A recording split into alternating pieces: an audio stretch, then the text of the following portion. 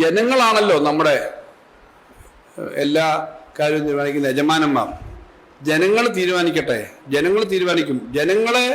ജനങ്ങളുടെ ദാസന്മാരാണ് യഥാർത്ഥത്തിൽ എല്ലാ പബ്ലിക് പ്രവർത്തകരും. രാഷ്ട്രീയ പ്രവർത്തകർ മാത്രമല്ല, നിങ്ങളും എല്ലാം ജനങ്ങളുടെ പൊതുസമൂഹത്തിൻ്റെയാണ്. ഇപ്പൊ ജനങ്ങൾ തീരുമാനിക്കാൻ പോകുന്നൊരു കാര്യത്തിനകത്ത് അവരൊക്കെ ഇങ്ങനെ തീരുമാനിച്ചോളും കേട്ടോ. ഞങ്ങൾ ബഡ്ജറ്റ് അവതരിപ്പിക്കുമ്പോൾ ഇതൊക്കെ മാറ്റി ഇതിനേക്കാളൊക്കെ വെട്ടിക്കുറച്ച് ഈ ശമ്പള പരിഷ്കരണവും DA ആനുകൂല്യവും ഒക്കെ വെട്ടിക്കുറച്ച് ഞങ്ങൾ കുറയ്ക്കും എന്ന് പറയുന്നതാണോ ഔചിത്യം? ഈ പറഞ്ഞ ബഡ്ജറ്റ് നടപ്പിലാക്കാനുള്ള ബഡ്ജറ്റാണല്ലോ. ശമ്പള പരിഷ്കരണം വേണം, DA കൊടുക്കണം, മറ്റാനുകൂല്യം കൊടുക്കണം. ഞങ്ങൾ വരുമ്പോൾ ഇതൊന്നും കൊടുക്കത്തില്ല എന്ന് പറയുന്നതല്ലല്ലോ ന്യായം. അപ്പൊ ഇത് കൊടുക്കാൻ പറ്റുമെന്നുള്ളത് കൊണ്ടാണ് ഞങ്ങളിത് പറഞ്ഞിട്ടുള്ളത്. ഞങ്ങൾ വിചാരിക്കുന്നത് ഈ റെസ്പോൺസിബിലിറ്റി വീണ്ടും കേരളത്തിൽ മാത്രം 5 വർഷം നേരത്തെ വന്നിരുന്നെങ്കിലും ഇന്ത്യയിലെ പല സംസ്ഥാനങ്ങളിലും ലോകത്തും സ്റ്റെബിലിറ്റി ഒരു പ്രധാനപ്പെട്ട കാര്യമാണ്. ഒരു ഗവൺമെന്റ് വന്ന് രണ്ടാമത്തെ ഗവൺമെന്റ് വന്നതുകൊണ്ടാണ് വിഴിഞ്ഞം ഈ ലെവലിൽ കംപ്ലീറ്റ് ചെയ്തത്, നാഷണൽ ഹൈവേ ഇങ്ങനെ പൂർത്തീകരിച്ചത്, ബാക്കിയുള്ള ആനുകൂല്യങ്ങൾ കിട്ടുന്നത്. ഇപ്പൊ ഞാനിപ്പോൾ പറഞ്ഞില്ല, കുട്ടികൾക്ക് ഡിഗ്രി കുട്ടികൾക്ക് പിന്നെ ആർട്സ് ആൻഡ് സയൻസ് കോളേജ് വിദ്യാഭ്യാസം സൗജന്യമായി. ഇങ്ങനെ നമ്മുടെ സ്കൂളിലെ പോലെ തന്നെ +2 വിദ്യാർത്ഥികൾക്ക് വരെ ഉണ്ടല്ലോ ഇപ്പോൾ. അവർ ഡിഗ്രിക്ക് ചേർന്ന് കഴിഞ്ഞാൽ ഇപ്പം മാർഗനിസ് കോളേജിലെ ഡിഗ്രി വിദ്യാർത്ഥി ആയാലും ഗവൺമെന്റ് ആർട്സ് കോളേജിലെ വിദ്യാർത്ഥി ആയാലും യൂണിവേഴ്സിറ്റി കോളേജിലെ വിദ്യാർത്ഥി ആയാലും ഡിഗ്രി വിദ്യാർത്ഥി ഒരേപോലെ തന്നെയാണ് നമ്മൾ ഇത്തരം കാര്യങ്ങൾ കാണുന്നത്. അവർക്ക് മാനിഫെസ്റ്റോയിൽ നമ്മൾ പറഞ്ഞപ്പം ഉണ്ടാകുന്ന സിറ്റുവേഷൻ, കേരളത്തിന് കിട്ടിക്കൊണ്ടിരുന്ന 30,000-40,000 കോടി രൂപ കോമ്പൻസേഷൻ, പിന്നെ GST കോമ്പൻസേഷനും ഇതും എല്ലാം വെട്ടിക്കുറച്ചു. ബോറോയിങ് കുറച്ചു. ബോറോയിങ് മാത്രം 1.25 ലക്ഷം കോടിയാണ് വെട്ടിക്കുറച്ചു. 25,000 കോടി ഒരു വർഷം വെച്ച് കുറഞ്ഞു. മറ്റുള്ളതും 20,000-25,000 കോടി കുറഞ്ഞു. ആ ഒരു സിറ്റുവേഷനാണ്. നമ്മൾ മാനിഫെസ്റ്റോയിൽ പറയുന്ന കാര്യങ്ങളെല്ലാം നടത്തണം എന്ന് വിചാരിക്കുന്നൊരു ഗവൺമെൻറ്റാണ്. വെറുതെ ഒരു മാനിഫെസ്റ്റോ അല്ല. നമ്മൾ പണ്ട് ഒരു പ്രശസ്തനായ BJP നേതാവ് അല്ലെങ്കിൽ ഒരു മറ്റൊരു ദേശീയ പാർട്ടികളുടെ നേതാവും വേറെ പാർട്ടികളും പറഞ്ഞു, മാനിഫെസ്റ്റോയ്ക്കായ ഇലക്ഷൻ കേലിയനാ എന്ന് പറഞ്ഞാൽ നിങ്ങൾ കേട്ട് കാണുമല്ലോ. ഞങ്ങൾ മാനിഫെസ്റ്റോ എന്ന് പറഞ്ഞാൽ സീരിയസ് ആയിട്ട് നടപ്പിലാക്കണം എന്നുള്ള തരത്തിലാണ്. പക്ഷേ ഈ മാനിഫെസ്റ്റോ മാത്രമല്ല, ഇപ്പം പിന്നെ ജനുവരി, ഫെബ്രുവരി, മാർച്ച് മാസത്തിനകത്ത് ഈ പണം ആകെ പകുതി വെട്ടിക്കുറയ്ക്കുന്നത്. ഇപ്പോഴും ഞങ്ങൾ ഓരോ ദിവസവും ഞങ്ങൾ നേരിട്ടുകൊണ്ടിരിക്കുന്ന പ്രശ്നമുണ്ട്. അതെല്ലാം ഞങ്ങൾ പ്രസിന് തന്നെ പറയാൻ പറ്റുന്നതല്ല. അവിടെ നിന്നുകൊണ്ടാണ് ഞങ്ങൾ ഇതെല്ലാം ചെയ്യുന്നത്. ബഡ്ജറ്റ് വിശദമായി ഇത്ര സമയമെടുത്ത് വായിച്ചതുകൊണ്ട് പിന്നെ നിങ്ങളുടെ ഈ ബഡ്ജറ്റ് ഡോക്യുമെന്റും കിട്ടിയിട്ടുണ്ടല്ലോ. പിന്നെ ബഡ്ജറ്റിനെ സംബന്ധിച്ച് ഏറ്റവും പ്രധാനപ്പെട്ട പ്രമാണങ്ങളിൽ ഒന്ന് നമ്മുടെ ബഡ്ജറ്റിൻ ബ്രീഫാണ്. അത് വന്നിട്ടുണ്ട്. ബഡ്ജറ്റിൻ ബ്രീഫിനകത്ത് എല്ലാ അക്കൗണ്ട് ഡീറ്റെയിൽസ് ഉണ്ട്. പ്രസംഗം മാത്രമല്ല, പിന്നെ നമ്മൾ ഇപ്രാവശ്യം കഴിഞ്ഞ സിറ്റിസൺസ് ഗൈഡ് ഉണ്ട്. ഇതിനകത്തും ഹൈലൈറ്റ്സ് ഉണ്ട്. അപ്പോൾ അതുകൊണ്ട് ഞാൻ പറഞ്ഞത് അധികം വിശദമായിട്ട് സംസാരിക്കേണ്ട കാര്യം ഇല്ല, ചോദിക്കുന്നതിനകത്ത് പറയാം. പക്ഷെ ബഡ്ജറ്റിൻ്റെ ഇതുവരെ കേരളത്തിലെ ബഡ്ജറ്റ് സൈസുകളിൽ ഏറ്റവും ബഡ്ജറ്റ് വലിയ സൈസ് തന്നെയാണ് ഇപ്രാവശ്യം. അത് സ്വാഭാവികമായിട്ടും ഓരോ വർഷം കഴിയുമ്പോൾ കൂടി വരും. കഴിഞ്ഞ ബഡ്ജറ്റ് സൈസ് ഞങ്ങൾ പറഞ്ഞിരുന്നത് 2 ട്രില്യൺ ആവും. അതിനടുത്തേക്ക് എത്തി. ഫൈനൽ അക്കൗണ്ട് വരുന്നതേ ഉള്ളൂ. അന്നത് ില്ല എന്ന് അന്ന് സഭയിൽ തന്നെ പ്രതിപക്ഷം പറഞ്ഞത് ഞാൻ ഓർമ്മിപ്പിക്കാം. ഇപ്രാവശ്യം കുറച്ചുകൂടി ഏറിയയിലെ പുതിയ കാര്യങ്ങളിൽ എല്ലാം മുൻകൈ എടുത്തോണ്ടാണ്. അപ്പോൾ ഇതിനിടയ്ക്ക് നമ്മുടെ ഓഫീസർമാർ ACS ഫൈനാൻസ് ശ്രീ ജ്യോതിലാൽ, പിന്നെ അജിത് പാട്ടീൽ നമ്മുടെ റിസോഴ്സിൻ്റെ സെക്രട്ടറി, ശ്രീലക്ഷ്മി, സച്ചിൻ ഷഫീഖ്, അവരെല്ലാം ഞങ്ങളുടെ ഫിനാൻസിലെ പ്രധാനപ്പെട്ട ഉദ്യോഗസ്ഥന്മാർ തന്നെയാണ്. ബാക്കിയുള്ള ആളുകളുണ്ട്. അപ്പോൾ ബഡ്ജറ്റിൽ ഇപ്രാവശ്യത്തെ പൊതുവായ ഹൈലൈറ്റ് എല്ലാം അതിനകത്ത് നമ്മൾ പറഞ്ഞു. ബഡ്ജറ്റിൻ ബ്രീഫ് നിങ്ങൾ നോക്കുകയാണെങ്കിൽ അതോടെ പിന്നെ നിങ്ങൾ നോക്കാൻ പോകുന്നതായിരിക്കും. റവന്യൂ റെസീറ്റ്സ് 1,82,972 കോടി രൂപ ആയിട്ട് വർദ്ധിച്ചിട്ടുണ്ട്. അതിനകത്ത് സ്പ്ലിറ്റപ്പ് ഉണ്ട്. ക്യാപിറ്റൽ റെസീറ്റ്സ് ബേസിക്കലി ബോറോയിങ് ആണ്. എല്ലാം കൂടി വരുമ്പം 56,935 കോടി രൂപ വരും എന്നാണ് എക്സ്പെക്റ്റേഷൻ. പിന്നീട് ടോട്ടൽ റെസീറ്റ്സ് അങ്ങനെ വരുമ്പം 2,39,907 കോടി രൂപ വരും. അപ്പോൾ കേരളത്തിലെ ഒരു ഹ്യൂജ് സൈസാണ്. 2 ലക്ഷം ആണ് കഴിഞ്ഞ പ്രാവശ്യം എക്സ്പെക്ട് ചെയ്തെങ്കിൽ 2,39,000. എക്സ്പെൻഡിച്ചറിൻ്റെ സൈഡ് നോക്കുമ്പോൾ ടോട്ടൽ എക്സ്പെൻഡിച്ചർ അത് തന്നെയായിരിക്കും. കാരണം 2,39,907 കോടി രൂപ എക്സ്പെൻഡിച്ചർ വരുന്ന ഒരു ബഡ്ജറ്റാണ് ഇപ്പോൾ അവതരിപ്പിച്ചിരിക്കുന്നത്. കഴിഞ്ഞ പ്രാവശ്യം ആദ്യമായിട്ട് നമ്മൾ 2 ട്രില്യൺ എന്ന ആശയം പറഞ്ഞതാണ്. ഇപ്രാവശ്യം അതിൽ നിന്ന് മേളിൽ വന്നിട്ടുണ്ട്. നമ്മുടെ ഇൻകം, നമ്മുടെ ഓരോ മേഖലയിലും ഉള്ള വരുമാനവും അതിൻ്റെ ഭാഗമായിട്ട് വർദ്ധിച്ചു വന്നിട്ടുള്ളത് ഇതിനകത്ത് കാണാം ഉണ്ട്. ഈ എഫക്റ്റീവായിട്ടുള്ള മൂലധന ചെലവ് എന്ന് പറയുന്ന ഒരു ഭാഗം ഇതിൽ കൊടുത്തിട്ടുണ്ട്. അത് 30,961. എഫക്റ്റീവായിട്ട് എന്ന് പറയുന്ന കാര്യം കിഫ്ബിയും മറ്റും ചിലവാക്കുന്നത് സാധാരണ നമ്മുടെ പ്ലാനിനകത്ത് വരുന്നതല്ല. സോ ആക്ച്വൽ എക്സ്പെൻഡിച്ചർ പ്ലാനിന് ഇതുകൂടെ എടുത്തു കഴിഞ്ഞാൽ കേരളത്തിലൊരു വളരെ നല്ല തരത്തിലേക്കുള്ള ഇമ്പ്രൂവ്മെൻ്റ് ഉണ്ട്. അപ്പം മൂലധന ചെലവ് ഒരു സംസ്ഥാനത്തിൻ്റെയോ എക്കോണമിയുടെയോ ഏറ്റവും പ്രധാനപ്പെട്ട ഘടകങ്ങളാണ്. മൂലധന ചെലവുണ്ടെങ്കിൽ മാത്രമേ വീണ്ടും ഇതിൽ നിന്നുള്ള ഡെവലപ്മെൻറ്റ് ഉണ്ടാവും. ഇപ്പോൾ ഉദാഹരണം വിഴിഞ്ഞത്തിന് 5,000 കോടി 4,000 കോടി നമ്മൾ ഇതുവരെ ചിലവാക്കിയില്ലെങ്കിൽ പിന്നെ തുറമുഖം ഉണ്ടാവില്ല, അത്ര എംപ്ലോയ്മെൻ്റ് ഉണ്ട്. പക്ഷേ മൂലധന ചെലവ് എഫക്റ്റീവായ മൂലധന ചെലവിൻ്റെ കാര്യത്തിനകത്ത് അങ്ങനെ കണക്കുണ്ട്. റവന്യൂ കമ്മി 34,587 കോടി രൂപയാണ്. ആഭ്യന്തര ഉൽപ്പാദനത്തിന് 2.12% ആണ്. ധനക്കമ്മി 3.4% ആണ്. അതായത് 55,420 എന്ന് പറഞ്ഞാൽ ആഭ്യന്തര GSDP ആണ്. അപ്പോൾ ഒരു കാര്യം ശ്രദ്ധിക്കണം, 3.5 വരെ ആവാം. ഇപ്രാവശ്യം 3.5 വരെ ആവാം. 3.4 ആണ്. അങ്ങനെ കണക്കുകളുടെ നോട്ടത്തിൽ റവന്യൂ വരുമാനത്തിൻ്റെ കാര്യത്തിലും തനത് നികുതി വരുമാനത്തിൻ്റെ കാര്യത്തിലും ഒക്കെയുള്ള വർധനകൾ ഇതിൽ പറഞ്ഞിട്ടുണ്ട്. അപ്പോൾ ഇതിനൊരു പശ്ചാത്തലം കൂടി ഞാൻ പറയാം. ഈ വർഷം ഫിനാൻസ് കമ്മീഷൻ്റെ award 16th finance commission award ഇപ്പോൾ വരും. ഓൾറെഡി അത് കേന്ദ്ര ഗവൺമെൻറ്റിൻ്റെ കയ്യിലുണ്ട്. അവർ പ്ലേസ് ചെയ്തില്ല, ഇതൊരു ടേബിൾ വെച്ചിട്ടില്ല പാർലമെൻറ്റിൻ്റെ. ഇപ്പോൾ വെക്കും എന്നാണ് പ്രതീക്ഷിക്കുന്നത്. അപ്പോൾ ആ ഫിനാൻസ് കമ്മീഷൻ വരുമ്പോൾ എല്ലാ ഫിനാൻസ് കമ്മീഷൻ്റെ സമയത്ത് നമുക്കുണ്ടാകുന്ന ഒരു ഇമ്പ്രൂവ്മെൻറ്റും ബെനിഫിറ്റും വരും. അപ്പോൾ ആ ഫിനാൻസ് കമ്മീഷൻ്റെയും കൂടി വരുമ്പോൾ നമുക്ക് കേരളത്തിൽ ഒന്നുകൂടെ മെച്ചപ്പെട്ട സ്ഥിതി വരും. അപ്പോൾ ഇതും എല്ലാ കാൽക്കുലേഷൻ വെച്ചിട്ടാണ് നമ്മളിത് പറഞ്ഞേക്കുന്നത്. അപ്പോൾ അങ്ങനെ പൊതുവിലെ സാമ്പത്തിക യാഡ്സ്റ്റിക്ക് ഇതിനകത്ത് നോക്കുമ്പോൾ നമ്മുടെ GSDP എന്നുള്ള ആകെ കടപരിധി ആയാലും നമ്മുടെ ഫിസിക്കൽ ഡെഫിസിറ്റ് ആയാലും റവന്യൂ ഡെഫിസിറ്റ് ആയാലും ഒക്കെ കൺട്രോളിൽ തന്നെയാണ് പോകുന്നത്. കുറച്ചുകൂടി നമ്മൾ കൺസോൾട്ടേറ്റ് ചെയ്ത് കൺട്രോളിൽ പോകുന്നു. അതിനകത്ത് നേരത്തെ ഞാൻ പറഞ്ഞു, ഇന്ന് ബഡ്ജറ്റിൻ്റെ ഭാഗമായി പറഞ്ഞ കാര്യമുണ്ട്. സാധാരണഗതിയിൽ 6 ലക്ഷം കോടിയിലേക്ക് ടോട്ടൽ ബോറോയിങ് എത്തേണ്ടതാണ്. കഴിഞ്ഞ 30 വർഷത്തെയോ 40 വർഷത്തെയോ കണക്ക് വെച്ച് നോക്കും. പക്ഷേ നമ്മുടെ ബോറോയിങ് 4,80,000 എത്തുന്നുള്ളൂ. ചെറിയ ഷാർപ്പ് ഡിക്ലൈൻ. അത് പ്രധാനപ്പെട്ട കാര്യമാണ്. അപ്പോൾ ഇത് ആണ് പൊതുവായ പശ്ചാത്തലം. നമ്മുടെ തനത് വരുമാനം, നികുതിയേതര വരുമാനം, ഇതാദ്യമായിട്ട് 1 ലക്ഷം കോടി കവർ ചെയ്യും ഈ വരുന്ന വർഷം. അപ്പോൾ അതും അങ്ങനെയുള്ള ഓരോ യാഡ്സ്റ്റിക്കിലും നമ്മൾ ഇമ്പ്രൂവ്മെൻ്റ് ഉണ്ടെന്നുള്ളത് ഞാൻ പറയുക. അപ്പോൾ അത് വെച്ചുകൊണ്ട് നമ്മൾ ധാരാളം മേഖലകളിൽ കാര്യങ്ങൾ പറഞ്ഞിട്ടുണ്ട്. ഞാൻ ആദ്യത്തെ മേഖലയിൽ പറഞ്ഞിട്ടുള്ള അടിസ്ഥാന സൗകര്യ വികസനങ്ങളുടെ കാര്യങ്ങൾ എടുത്തു പറയുന്നില്ല. അപ്പോൾ ഞങ്ങൾ കേന്ദ്ര ഗവൺമെൻറ്റിനെ കണ്ട് ധനകാര്യമന്ത്രിമാരെ വിളിച്ച് യൂണിയൻ ഫിനാൻസ് മിനിസ്റ്റർ നടത്തിയ ചർച്ചയിൽ പറഞ്ഞിട്ടുള്ള കുറേ കാര്യങ്ങളുണ്ട്. അതാണ് ഈ പ്രതിരോധ സ്ഥാപനങ്ങൾ ധാരാളം ഉണ്ട്. അതുമായി ബന്ധപ്പെട്ടിട്ട് ഒരു വലിയ വ്യവസായ സമുച്ചയത്തിൻ്റെ സാധ്യതയുണ്ട് നമുക്ക്. വിഴിഞ്ഞം കൂടി വന്നതോടുകൂടി ഈ നാവികസേനയുടെ ഉൾപ്പെടെ എയർഫോഴ്സിൻ്റെ ഉൾപ്പെടെയുള്ള പുതിയ കാര്യങ്ങൾക്കുള്ള സാധ്യതയുണ്ട്. അതാണ് ഒരു കാര്യം. പിന്നീട് റെയർ എർത്തിൻ്റെ കാര്യത്തിനകത്ത് ഇതിനെ ചുരുക്കിയേ പറഞ്ഞുള്ളൂ. കേരളത്തിലെ റെയർ എർത്തിൻ്റെ പ്രത്യേകത എന്ന് പറഞ്ഞു കഴിഞ്ഞാൽ ഇന്ത്യയിലെ റെയർ എർത്ത് ഇത്ര ഉള്ളത് ഇപ്പോൾ കേരളത്തിലാണ്. ലോകത്ത് ഈ മാഗ്നറ്റുകൾ ഉണ്ടാക്കുന്ന റെയർ എർത്ത് വളരെ കുറവാണ്. മാഗ്നറ്റ് കിട്ടാൻ ബുദ്ധിമുട്ടാണ്. അമേരിക്കൻ തമ്മിലുള്ള തർക്കത്തിൽ പോലും ചൈനയിൽ നിന്ന് മാഗ്നറ്റ് കിട്ടിയില്ലെങ്കിൽ ഇലക്ട്രോണിക് പ്രധാനമായി TV വ്യവസായം മറ്റു വ്യവസായങ്ങൾക്കൊക്കെയുള്ള സാധനങ്ങൾ അവർക്ക് ആവശ്യമില്ല. അതുകൊണ്ടാണ് മാഗ്നറ്റ് അവിടെ നിന്ന് കിട്ടും.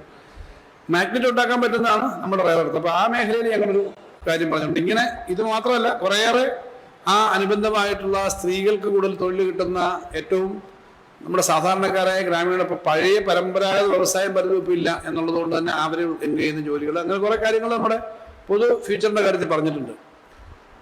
അതിനൊപ്പം എംപ്ലോയ്മെൻറ്റ് ജനറേഷൻ ഏറ്റവും പ്രധാനപ്പെട്ട കാര്യമാണ്. തൊഴിലുറപ്പ് പദ്ധതിയിലാണ് എന്നോട് ചോദിച്ചാൽ ഏറ്റവും വലിയ ഹൈലൈറ്റ് ഇപ്രാവശ്യം ഏതാ പറയുന്നതെന്ന് ചോദിച്ചാൽ ഞാൻ പറയും, നമ്മൾ റിസ്ക് എടുത്തിട്ട് 1000 കോടി രൂപയാണ് തൊഴിലുറപ്പിന് വേണ്ടി മാറ്റി വെച്ചത്. കാരണം ഇത് മൊത്തം സെൻറ്റർ കൊടുക്കേണ്ടതാണ്, കൊടുത്തുകൊണ്ടിരുന്നതാണ്. പക്ഷേ ലക്ഷക്കണക്കിന് തൊഴിലാളി വർക്ക് ചെയ്യുന്ന 8 കോടി 9 കോടി തൊഴിൽ ദിനങ്ങൾ കിട്ടിക്കൊണ്ടിരുന്നൊരു മേഖലയിൽ ഒറ്റയടിക്ക് അവരില്ലാതെന്ന് പറഞ്ഞതിൻ്റെ ഭാഗമായിട്ട് ഗ്രാമപ്രദേശങ്ങളിൽ വല്ലാതെ ദാരിദ്ര്യം വരും. കേരളം പോലല്ല, നോർത്ത് ഇന്ത്യയിലൊക്കെ പട്ടിണിയും മരണങ്ങളൊക്കെ വന്നിട്ടുണ്ട് പണ്ട്. അപ്പോൾ അതാണ് ഏറ്റവും പ്രധാനപ്പെട്ട കാര്യം. നിലയിൽ ഞങ്ങൾ വലിയ റിസ്ക് എടുത്തിട്ട് തന്നെയാണ് 1000 കോടി രൂപയാണ് അധികമായിട്ട് അത് വെച്ചത്. ഏറ്റവും വലിയ കാര്യം ഏതാണ് എന്നോട് ചോദിച്ചു കഴിഞ്ഞാൽ ഈ ബഡ്ജറ്റിലെ ഏറ്റവും വലിയ ഹൈലൈറ്റ് തൊഴിലുറപ്പ് തൊഴിലാളിക്ക് വെച്ച 1000 രൂപ തന്നെയാണെന്ന് ഞാൻ പറയും. മറ്റെല്ലാ മേഖലയിലും പ്രധാനപ്പെട്ട തന്നെ, പക്ഷെ അത് സാധാരണ ഒരു സ്റ്റേറ്റും ചെയ്യാത്ത ഒരു കാര്യമാണെന്നാണ് ഞാൻ കരുതുന്നത്. ഈ സെൻട്രലിൻ്റെ ആ നയത്തിന് ശേഷം ഇത് കൂടാതെ നമ്മുടെ സാധാരണ ഇപ്പം ആശ, അംഗൻവാടി, പിന്നെ മറ്റ് പ്രീ പ്രൈമറി സ്കൂൾ പാചക തൊഴിലാളി, സാക്ഷരതാ പ്രേരകർ, ഇങ്ങനെ ധാരാളം ആളുകൾ ജോലി ചെയ്യുന്നുണ്ടോ. അവർക്ക് നേരത്തെ നിങ്ങൾക്കറിയാം, നേരത്തെ നമ്മൾ കഴിഞ്ഞ 5 വർഷം മുമ്പുള്ള ബഡ്ജറ്റിൽ പരിഷ്കരണം കൊടുത്തിരുന്നു. അതിനുശേഷം നമ്മൾ നവംബർ മാസം മുതലാണ് വീണ്ടും ഒരു പരിഷ്കരണം കൊടുത്തത്. ഇപ്പോൾ ആ സെക്ഷനെല്ലാം വീണ്ടും ഒരു പരിഷ്കരണം കൂടി കൊടുത്തു. കാരണം പണ്ട് നമ്മൾ പറഞ്ഞിട്ടുണ്ട് അവർക്ക് കുറച്ചുകൂടി പണം കൊടുക്കേണ്ടതാണ്. പക്ഷേ സെൻട്രൽ ഗവൺമെൻറ് 12 വർഷമായിട്ട് സ്കീം വർക്കേഴ്സിന് 1 രൂപ കൂട്ടിയിട്ടില്ല. ഈ കഴിഞ്ഞ സെൻട്രൽ ഗവൺമെൻറ്റുമായിട്ടുള്ള ഡിസ്കഷനിൽ നമ്മൾ ആവശ്യപ്പെട്ട പ്രധാന ആവശ്യം ഈ സ്കീം വർക്കേഴ്സിന് 18 വർഷമായിട്ട് 1 രൂപ പോലും കൂട്ടണമെന്നാണ്. ഏതായാലും അത് വന്നിട്ടില്ല. നമ്മളെന്തായാലും അതിന് അത്രയും പണം വർദ്ധിപ്പിക്കാൻ തീരുമാനിച്ചു. ഇതുപോലെ ഈ മേഖലയിലെല്ലാം പിന്നീട് ക്യാൻസർ പെൻഷൻ അതുപോലെയുള്ള കാര്യങ്ങളുടെ പത്രപ്രവർത്തക പെൻഷൻ 1500 രൂപ വർദ്ധിപ്പിച്ചിട്ടുണ്ട്. 1500 രൂപ വർദ്ധിപ്പിച്ചിട്ടുണ്ട്. അതും ഒരു ലോങ് പെൻഡിങ് ആയിട്ട് നമ്മൾ പറഞ്ഞുകൊണ്ടിരുന്നു. പത്രപ്രവർത്തകരെല്ലാവരും പറയുന്നതായിരുന്നു. ക്യാൻസർ, ലെപ്രസി, എയ്ഡ്സ് അതുപോലുള്ള കാര്യങ്ങളിലുള്ള ഇത് വർദ്ധിച്ചിട്ടുണ്ട്. മറ്റൊരു പ്രധാനപ്പെട്ട കാര്യം, ഇതുപോലുള്ള കുറേ കാര്യങ്ങൾ കഴിഞ്ഞാലൊരു പ്രധാനപ്പെട്ട അങ്ങനത്തെ കുറേ കാര്യങ്ങളുണ്ട്. സാധാരണ തൊഴിലാളികളെ സംബന്ധിച്ച് ഏറ്റവും പ്രധാനപ്പെട്ട തൊഴിൽ മേഖലയിലൊക്കെ നമ്മൾ ഒന്ന് പരിഗണിച്ചിട്ടുണ്ട്. അത് പരിഗണിക്കേണ്ടതാണ്. ഇപ്പോൾ തൊഴിലുറപ്പ് പദ്ധതി പറഞ്ഞു. ഈ നമ്മുടെ നാട്ടിലെ ഏറ്റവും സാധാരണക്കാരാണ്. നമ്മുടെ ഇന്ന് നഗരങ്ങൾ വൃത്തിയായി കിടക്കുന്നു, ഗ്രാമങ്ങൾ വൃത്തിയായി കിടക്കുന്നു എന്ന് പറയുന്നതിനകത്ത് ഏറ്റവും പ്രധാനപ്പെട്ട കാര്യം ഹരിതകർമ്മസേനയാണ്. ഹരിതകർമ്മസേനയ്ക്ക് ഒരു ഗ്രൂപ്പ് ഇൻഷുറൻസ് പദ്ധതി പറഞ്ഞിട്ടുണ്ട്. അപ്പോൾ അവർക്ക് ആ ഗ്രൂപ്പ് ഇൻഷുറൻസ് പദ്ധതി നേരത്തെ മറ്റേ മേഖല നടത്തിയിട്ടുണ്ട്. ഡെത്ത് അത്യാവശ്യം അതുപോലുള്ള കാര്യങ്ങൾ, നാച്ചുറൽ ഡെത്ത്, ആക്സിഡന്റ് ഡെത്ത്, ഒരു കൈത്താനാവുന്ന ഒരു ഗ്രൂപ്പ് ഇൻഷുറൻസ് പദ്ധതി അത് പറഞ്ഞിരിക്കുന്നത്. ലോട്ടറി തൊഴിലാളികൾക്ക് ഒരു ഗ്രൂപ്പ് ഇൻഷുറൻസ് പദ്ധതി അതേപോലെ പറഞ്ഞിട്ടുണ്ട്. അതുപോലെ തന്നെയാണ് ഓട്ടോറിക്ഷ. അതെന്ന് വെച്ചാൽ ഏറ്റവും അസംഘടിതമായ ഏറ്റവും കൂടുതൽ ആൾ ജോലി ചെയ്യുന്ന സ്ഥലമാണ് ഈ ഓട്ടോറിക്ഷ. ഓട്ടോറിക്ഷ മേഖലയിൽ സ്വയം തൊഴിൽ കണ്ടെത്തുന്ന ആളുകൾ എന്നതിൽ പ്രത്യേക ചില പരിഗണന കൊടുത്തിട്ടുള്ളത്. ഓരോ സെക്ഷനിലും കൊടുക്കേണ്ടതാണ്. കുടുംബശ്രീയിലേക്ക് വേറെന്ന് പറഞ്ഞിട്ടുണ്ട്. ഓട്ടോറിക്ഷ തൊഴിലാളികൾ സ്വന്തമായിട്ട് വണ്ടി മേടിക്കുന്നു. സ്വന്തമായിട്ട് മിക്കവാറും ആളുകൾ സ്വന്തമായ വണ്ടിയോ അല്ലെങ്കിൽ കൂടുതൽ കുറച്ചാളുകൾ പിന്നെ ജോലിക്ക് കൂടുന്നുണ്ട്. മഹാഭൂരിപക്ഷം സ്വന്തം വണ്ടിയാണ്. അപ്പോൾ അതിനിപ്പോൾ ഈ ഓട്ടോറിക്ഷയൊക്കെ വരുന്നത് വളരെ നല്ല കാര്യമാണ്. പെട്രോൾ ഭയങ്കര കോസ്റ്റാണ്. അപ്പോൾ ഈ ഓട്ടോ വരുമ്പോൾ അതിനെ മാറ്റാൻ വേണ്ടി അതിനൊരു പോളിസി എന്ന നിലയിൽ തന്നെയാണ് നമ്മളിപ്പോൾ 40,000 രൂപ വരെ കൊടുക്കുന്നൊരു സ്കീം അനൗൺസ് ചെയ്തു. ധാരാളം ആൾക്ക് അതിൻ്റെ ഗുണം കിട്ടും. കുറച്ചുകൂടി പണം കൂടുതൽ വേണ്ടി വരുമ്പോൾ അതനുസരിച്ച് നമ്മൾ കൊടുക്കും. ഇനി അത് കഴിഞ്ഞാൽ അതിന് പണം ഓട്ടോറിക്ഷ മേടിക്കണമെങ്കിൽ ആ പണം കൊണ്ട് മാത്രം തികയില്ല. അപ്പോൾ ബോറോയിങ് വേണം, കടമെടുക്കേണ്ടി വരും ബാങ്കിൽ നിന്നല്ലോ. അതിന് നമ്മൾ പൊതുമേഖലാ സ്ഥാപനങ്ങൾ സെലക്ട് ചെയ്ത ബാങ്കിൽ നിന്ന് കടമെടുക്കുമ്പോൾ 2% അതിന് ഒരു സബ്വെൻഷൻ കൊടുക്കുന്നു. 4-5 ലക്ഷം ആളുകളെ നേരിട്ട് അവരുടെ ജീവിതവുമായി ബന്ധപ്പെട്ട കാര്യങ്ങളാണ്. അവർക്ക് ഒരു ഗ്രൂപ്പ് ഇൻഷുറൻസ് നമ്മൾ പറഞ്ഞിട്ടുണ്ട്. കാരണം ഇവർക്കൊക്കെ ഈ അന്നോടിയെ കിട്ടി എന്തെങ്കിലും അപകടം വന്നൊന്നുമില്ല, ഇങ്ങനെയുള്ളൊരു സെക്ഷനാണല്ലോ. അപ്പോൾ അതിനുള്ള കാര്യം നമ്മൾ ടാക്സി ഓട്ടോറിക്ഷയ്ക്ക് വേണ്ടി പറഞ്ഞിട്ടുണ്ട്. പിന്നെ നമ്മുടെ ഈ ടാക്സി ഓട്ടോറിക്ഷ മേഖലയിലൊക്കെ ഉള്ളവർക്ക് അവർക്കൊരു മാന്യമായി ഒന്ന് ഇരിക്കാനും അത്യാവശ്യം അവരുടെ പ്രാഥമിക കൃത്യങ്ങൾക്ക് വേണ്ടിയിട്ട് ഒരു ടോയ്ലറ്റും ഒന്നുള്ള സംവിധാനങ്ങൾ അവർ തകർത്തി വേണം. എല്ലാ സ്റ്റാൻഡിലും നല്ല വണ്ടി ചാർജ് ചെയ്യാൻ പറ്റുന്നൊരു സംവിധാനം. ഞങ്ങൾ ആലോചിക്കുന്നത് സോളാറിൻ്റെ പവർ ഉപയോഗിച്ചിട്ട് ചാർജ് ചെയ്യാൻ പറ്റുന്ന സൗകര്യം കൂടെ ഉണ്ടെങ്കിൽ കുറച്ചുകൂടെ നല്ലതാവും. അപ്പോൾ അതൊരു കിയോസ്കുകൾ പോലെ അല്ലെങ്കിൽ ഒരു ബസ് സ്റ്റാൻഡ് മോഡേൺ എന്ന നിലയിൽ സ്റ്റാൻഡ് എന്ന നിലയിൽ ആലോചിച്ചു. ഇത് തന്നെയാണ് ഗിഗ് വർക്കേഴ്സിൻ്റെ കാര്യം. നിങ്ങളുമെല്ലാം നമ്മളൊക്കെ ഓർഡർ ചെയ്യും, ആളുകൾ വീട്ടിൽ കൊണ്ട് തരും, ഏറ്റവും നല്ല ഭക്ഷണം കൊണ്ട് തരും, മിനിറ്റുകൾക്ക് അങ്ങോട്ട് തരും, തിരിച്ചു പോകും. പക്ഷേ ഇവർ വഴിയിലെവിടെയൊക്കെ ഇങ്ങനെ പോയി വെയിലുള്ളാതെ മരത്തിൻ്റെ കീഴിലൊക്കെ നിൽക്കുകയാണ്. അത് സ്വയം തൊഴിലെന്ന നിലയിൽ ഇപ്പം കുട്ടികൾ, ചില ജോലിയുള്ളവരെ ഒക്കെ ചെയ്യുന്നൊരു ജോലിയാണ്. അപ്പോൾ അതിനൊരു പ്രത്യേക പരിഗണന കൊടുക്കണം. അവർക്കൊരു ക്ഷേമനിധി പോലുള്ള കാര്യങ്ങൾ വേണം, നിയമനിർമ്മാണം വേണം, അത് കൊണ്ടുവരാനുള്ള കാര്യങ്ങൾ ചെയ്തിട്ടുണ്ട്. അപ്പോൾ അതിനൊപ്പം അവർക്കും ഇതുപോലെ ഇരിക്കാൻ ഒരു സ്ഥലത്ത് വന്ന ഒരു നഗരത്തിനകത്ത് ഒരു 10-20 സ്പോട്ടിലെങ്കിലും ഇങ്ങനെയുള്ളവർക്ക് ഇരിക്കാനുള്ള സ്ഥലം വേണ്ടേ? ഇങ്ങനെ വഴിയിൽ അനാഥരായിട്ട് ഏതെങ്കിലും മരത്തണലിൽ നിൽക്കുന്നതല്ലല്ലോ, അതൊരു ജീവിതമല്ലല്ലോ. അതിനുള്ള ഒരു പ്രത്യേക പരിപാടി നമ്മൾ അതിനകത്ത് അനൗൺസ് ചെയ്യുന്നുണ്ട്. ഇതൊക്കെ നമ്മുടെ പരമ്പരാഗത മേഖലയായ കയറും കശുവണ്ടിയും കൈത്തറിയും ആ മേഖലയിലൊക്കെ ചെയ്യുന്ന കാര്യങ്ങളുണ്ട്. പക്ഷെ പുതിയ തരത്തിലുള്ള തൊഴിലുകൾ വരുന്നു എന്നുള്ളതാണ് നമ്മുടെ പ്രധാന പ്രശ്നം. അത് നമ്മൾ ചെയ്തിട്ടുണ്ട്. ഇതിനൊപ്പമാണ് നമ്മുടെ സർക്കാർ ജീവനക്കാരുടെ കാര്യത്തിൽ അതും പെൻഡിങ് ആയിട്ടുള്ള തീരുമാനമായിരുന്നു. നിങ്ങൾക്കറിയാം, കഴിഞ്ഞ 1ാം പിണറായി സർക്കാർ കഴിഞ്ഞിട്ട് കേരളത്തിൻ്റെ ചരിത്രത്തിൽ ആദ്യമായിട്ടാണ് രണ്ടാമതൊരു LDF സർക്കാർ തുടർച്ചയായിട്ട് വരുന്നത്, അല്ലെങ്കിൽ ഏതൊരു സർക്കാർ തുടർച്ചയായിട്ട് വരുന്നത്. അന്ന് ശമ്പള പരിഷ്കരണവും മറ്റ് ആനുകൂല്യങ്ങളും എല്ലാം അനൗൺസ് ചെയ്തു. അന്നത്തെ UDFൻ്റെ നേതാവ്, അന്നത്തെ പ്രതിപക്ഷ നേതാവ് പറഞ്ഞു, ഇത് ഞങ്ങളെ തകർക്കാൻ വേണ്ടിയിട്ടുള്ളതാണ് ഈ ശമ്പള പരിഷ്കരണം. ഞങ്ങൾ വന്നു കഴിഞ്ഞാൽ ഇത് കൊടുക്കാതെ ഞങ്ങൾ പൊളിയാൻ വേണ്ടിയിട്ടാണ് എന്നുള്ളത് നിങ്ങൾ നോക്കിയാൽ രമേശ് ചെന്നിത്തലയുടെ പഴയ പത്രസമ്മേളനം കാണാം. അന്ന് UDFൻ്റെ യൂണിയൻ്റെ നേതാക്കന്മാർ രാഷ്ട്രീയ ജാതിയെ പറയുകയല്ല, അതിന് സെക്രട്ടേറിയറ്റിലെ ജീവനക്കാരുടെയൊക്കെ നോട്ടീസ് ഉണ്ട്. ഇത് ഇത്രയും വലിയ ശമ്പള പരിഷ്കരണം കൊടുത്തു കഴിഞ്ഞാൽ അടുത്ത ഗവൺമെൻറ് വരുമ്പോൾ ഞങ്ങളെ തകർക്കാനാണ്. പക്ഷെ ജനം തീരുമാനിച്ചു, അല്ല ഇത് ചെയ്യാൻ പറ്റുന്നവരാണല്ലോ പറഞ്ഞേ, അതുകൊണ്ട് അവർ ജനം ചെയ്യട്ടെ. അങ്ങനെയാണ് വീണ്ടും LDF തന്നെയാണ് വന്നത്. അപ്പോൾ LDF വരുമ്പോൾ ആദ്യം തൊട്ടേ UDF പറഞ്ഞിരുന്നൊരു കാര്യമുണ്ട്. നമ്മുടെ ഖജനാവ് പ്രതിപക്ഷം പറയുന്നത് ഖജനാവ് പൂച്ച വെച്ച് കിടക്കുകയാണ്, ശമ്പളം കൊടുക്കാൻ പറ്റത്തില്ല, പെൻഷൻ കൊടുക്കാൻ പറ്റത്തില്ല. അത് അവർ പറഞ്ഞതിനകത്തൊരു വസ്തുതയുണ്ട്. കേന്ദ്ര ഗവൺമെന്റ് നിരന്തരമായ അറ്റാക്ക് ഉണ്ടായിരുന്നു, ഏറ്റവും ഒടുവിൽ ഉൾപ്പെടെ. പക്ഷെ നമ്മൾ ഇത്ര 57-58 മാസമായി, 60 മാസത്തിൽ ഇതെല്ലാം കൊടുത്തുപോയി. അത് ഇപ്പോഴും അന്ന് പറഞ്ഞതുപോലെ ഇപ്പോഴും പറയുന്നുണ്ട്. പക്ഷേ ഈ ശമ്പള പരിഷ്കരണത്തിന്റെ അന്ന് പറഞ്ഞിരുന്ന ശമ്പള പരിഷ്കരണത്തിന്റെ മുഴുവൻ ബാധ്യതയും കൊടുത്തു തീർത്തത് ഈ 5 വർഷം കൊണ്ട് ഈ സർക്കാരാണ്. ഏത് സർക്കാരും അങ്ങനെ അതിനു മുമ്പാകുമ്പോഴും നമ്മുടെ ടൈമിംഗ് അനുസരിച്ചിട്ട് ഈ ലാസ്റ്റ് സമയത്തേക്ക് വരുമ്പോഴാണ് ശമ്പള പരിഷ്കരണത്തിന്റെ കാര്യം വരിക. അത് 2006 ഗവൺമെന്റ് ആയാലും 2010 എല്ലാ ഗവൺമെന്റും ആ ബാധ്യതയുണ്ട്. അങ്ങനെ തന്നെയാണ് ആ ശമ്പള പരിഷ്കരണം കൊടുക്കുന്നത്. നമ്മൾ 25,000 കോടി രൂപയിലധികം 20,000-30,000 കോടിയോളം വരുന്ന എൻ്റെ ഏകദേശം കണക്ക് പെൻഷൻകാരുടെ കുടിശ്ശിക, ശമ്പളത്തിന്റെ കുടിശ്ശിക, DA കുടിശ്ശിക, പെൻഷൻ പരിഷ്കരണം എല്ലാം നമ്മൾ കൊടുത്തു തീർത്തു. വാസ്തവത്തിൽ കൊടുത്തു തീർത്തത് ഇപ്പോൾ കഴിഞ്ഞ മാസങ്ങളിലൊക്കെ ആയിട്ടാണ് കൊടുത്തു തീർത്തു അന്നത്തെ. അപ്പൊ അത് കൊടുക്കാതിരിക്കുകയല്ല ഒരു ഗവൺമെന്റ് ചെയ്യുന്നത്. ഇപ്പൊ നമ്മൾ ശമ്പള പരിഷ്കരണം പ്രഖ്യാപിച്ചിട്ട് ഒരു കാര്യം ഞാൻ പറയാം, ആ ശമ്പള പരിഷ്കരണം 3 മാസത്തോടെ തന്നെ കമ്മീഷൻ പൂർത്തീകരിക്കണമെന്നാണ് നമ്മുടെ ആഗ്രഹം. അത് മാത്രം പറഞ്ഞാൽ ജീവനക്കാർക്ക് ഇതാവില്ല. അതുകൊണ്ടാണ് അവർക്കിപ്പോൾ ഈ മാസം ഫെബ്രുവരി മാസത്തെ ശമ്പളത്തിന്റെ കൂടെ മാർച്ച് ആദ്യം കിട്ടുന്ന ശമ്പളത്തിൽ ഒരു DA കൂടെ കിട്ടും. ഏപ്രിൽ മാസം ആദ്യത്തെ ശമ്പളത്തിന്റെ കൂടെ ബാക്കി കിട്ടാനുള്ള DA മുഴുവൻ കിട്ടും. ഈ പറയുമ്പം ഇവർ പറഞ്ഞിട്ട് പോവാ, ഇവരിത് ചെയ്യാനല്ല എന്ന് പ്രതിപക്ഷ നേതാവോട് പറഞ്ഞതായിട്ട് ഞാൻ കേട്ടു. ഞാൻ കുറച്ച് കണ്ടു, പിന്നെ പറഞ്ഞു അങ്ങനൊന്നും അല്ല, ചെയ്തിട്ട് പോകാൻ വേണ്ടിയാകും. അക്കൗണ്ട് തയ്യാറാക്കുമ്പോൾ നമ്മുടെ ഈ ഇൻകം അതിൻ്റെ നമ്മുടെ അക്കൗണ്ടിനകത്ത് ഇതിനുള്ള ഗഡുക്കളായി കൊടുക്കാനുള്ള പണം മാറ്റി വെച്ചിട്ടുണ്ട്. മാറ്റി വെക്കാതെ നമുക്ക് ചെയ്യാൻ പറ്റില്ല. അപ്പം ഞാനിപ്പോൾ എന്തെങ്കിലും പറഞ്ഞാൽ ഒരു ഡിപ്പാർട്ട്മെന്റാണ്, ഉദ്യോഗസ്ഥന്മാരാണ്, അതിന് നിയമം അനുസരിച്ച് അവർക്കും ചെയ്യാൻ പറ്റൂ.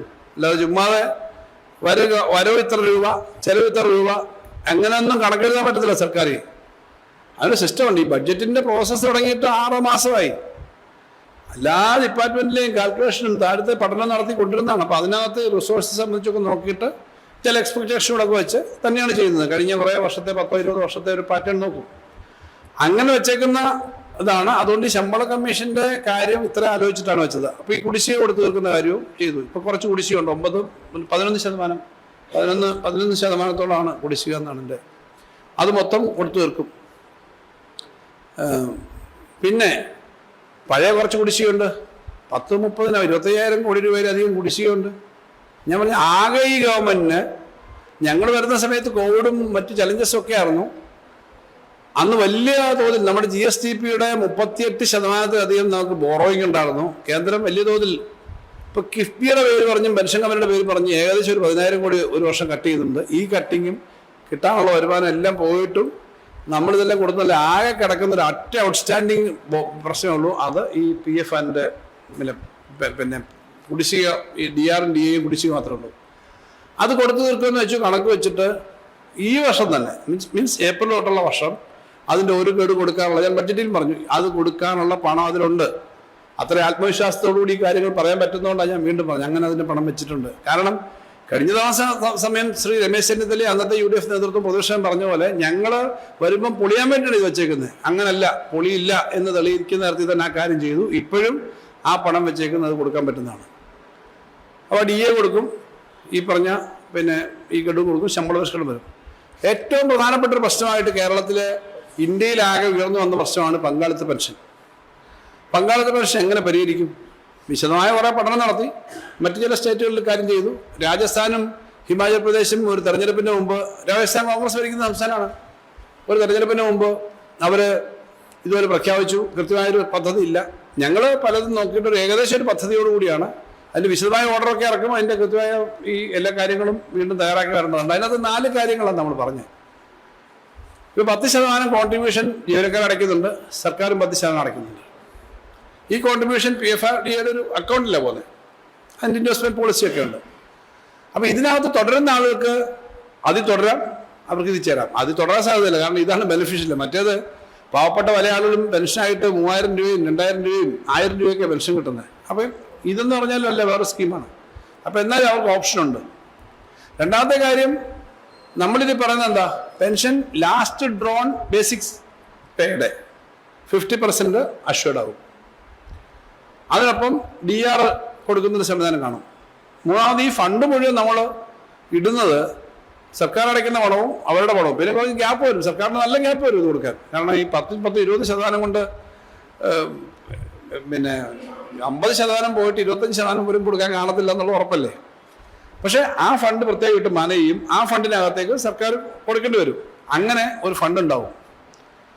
ഏപ്രിൽ 1 തൊട്ട് ഇത് കൊടുക്കത്തക്ക വിധത്തിലേക്കുള്ള ഓർഡേഴ്സ് ബാക്കി അത്യാവശ്യമായിട്ടിരുന്ന് ഉദ്യോഗസ്ഥന്മാരുടെ തലത്തിൽ തന്നെ ഈ കാര്യങ്ങൾ നോക്കി നമ്മൾ സ്റ്റഡി ചെയ്ത് കാര്യങ്ങൾ ചെയ്യും. അങ്ങനെ വിശ്വസനീയമായി ചെയ്യാൻ പറ്റുമെന്ന് ഉറപ്പാക്കുന്ന തരത്തിൽ തന്നെയാണ് ഈ പെൻഷന്റെ കാര്യം വന്നേക്കുന്നത്. ഇപ്പൊ ഇന്ത്യയിലാകെ പല സ്റ്റേറ്റുകളിലും ഇത് വ്യത്യസ്തമായി നിൽക്കുന്നുണ്ട്. ഇപ്പൊ രാജസ്ഥാനും മറ്റും ഇത് അനൗൺസ് ചെയ്തെങ്കിലും കേന്ദ്ര ഗവൺമെന്റ് അനുവദിച്ചിട്ടില്ല. അപ്പൊ നമ്മളെ സംബന്ധിച്ച് അങ്ങനത്തെ സാങ്കേതിക കാര്യമുണ്ട്. തമിഴ്നാട് ഇപ്പോൾ അനൗൺസ് ചെയ്തു. തമിഴ്നാടാണെങ്കിൽ അവിടുത്തെ LIC-യിലായിരുന്നു പണം ഇട്ടിരുന്നത്. കേന്ദ്ര ഗവൺമെന്റുമായിട്ട് ചർച്ചയാണ്. അവരുടെ PFRDA-ലല്ല, LIC എന്നാണ്. അങ്ങോട്ട് പണം മാറണം. അവരുടെ സർക്കാരിന്റെ പണം ഇട്ടിരുന്നില്ല, അതിന് പ്രത്യേക പണം കണ്ടെത്തണം. നമ്മളെ സംബന്ധിച്ച് നമ്മുടെ സർക്കാരിന്റെ പണമൊക്കെ ആദ്യത്തോട്ട് തന്നെ നമ്മുടെ 10% ആദ്യം തന്നെ മേലിട്ടിട്ടുണ്ട്. എന്നാലൊരു പുതിയ സങ്കീർണമായ പ്രശ്നമായിട്ട് അവിടെയൊക്കെ നിൽക്കുന്നുണ്ട്. നമുക്കിത് പരിഹരിച്ച് തന്നെ കൊടുക്കാൻ പറ്റുമെന്നാണ് ഞങ്ങൾ തീരുമാനിക്കുന്നത്. ഡിസംബർ 1 തൊട്ട് എന്ന നിലയിൽ, അല്ല ഏപ്രിൽ 1 തൊട്ട്. അപ്പൊ ഇങ്ങനെ ഇത്രയും പ്രധാനപ്പെട്ട കാര്യങ്ങൾ ഇതിന്റെ ഭാഗമായിട്ട് നമ്മൾ പറഞ്ഞിട്ടുണ്ട്. ജീവനക്കാരെ സംബന്ധിച്ചും തൊഴിലാളികളെ സംബന്ധിച്ചും കേരളത്തിന്റെ അടിസ്ഥാന സൗകര്യ വികസനങ്ങളിൽ ധാരാളം കാര്യങ്ങൾ വന്നിട്ടുണ്ട്. എല്ലാം ഒരു ബഡ്ജറ്റിന്റെ സമയപരിമിതിക്കകത്ത് ഞാൻ മൊത്തം എഴുതിയത് വായിക്കുകയാണെങ്കിൽ എല്ലാ റെക്കോർഡും മറികടന്ന് പോയനെ. കാരണം വീണ്ടും സംഭവമുണ്ട്. ഞാൻ കുറച്ച് സ്പീക്കറുടെ അനുവാദത്തോടു കൂടി അത് ഒഴിവാക്കുമെന്ന് പറഞ്ഞു. എന്നാലും ഇനി എത്രയോ കാര്യങ്ങൾ എഴുതാനുണ്ട്. ഈ പദ്ധതികളിൽ വരുന്ന ധാരാളമാണ്, എല്ലാം എഴുതിയിട്ടില്ല.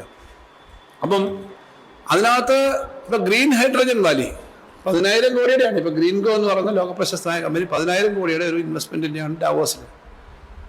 അവർ മാത്രമല്ല,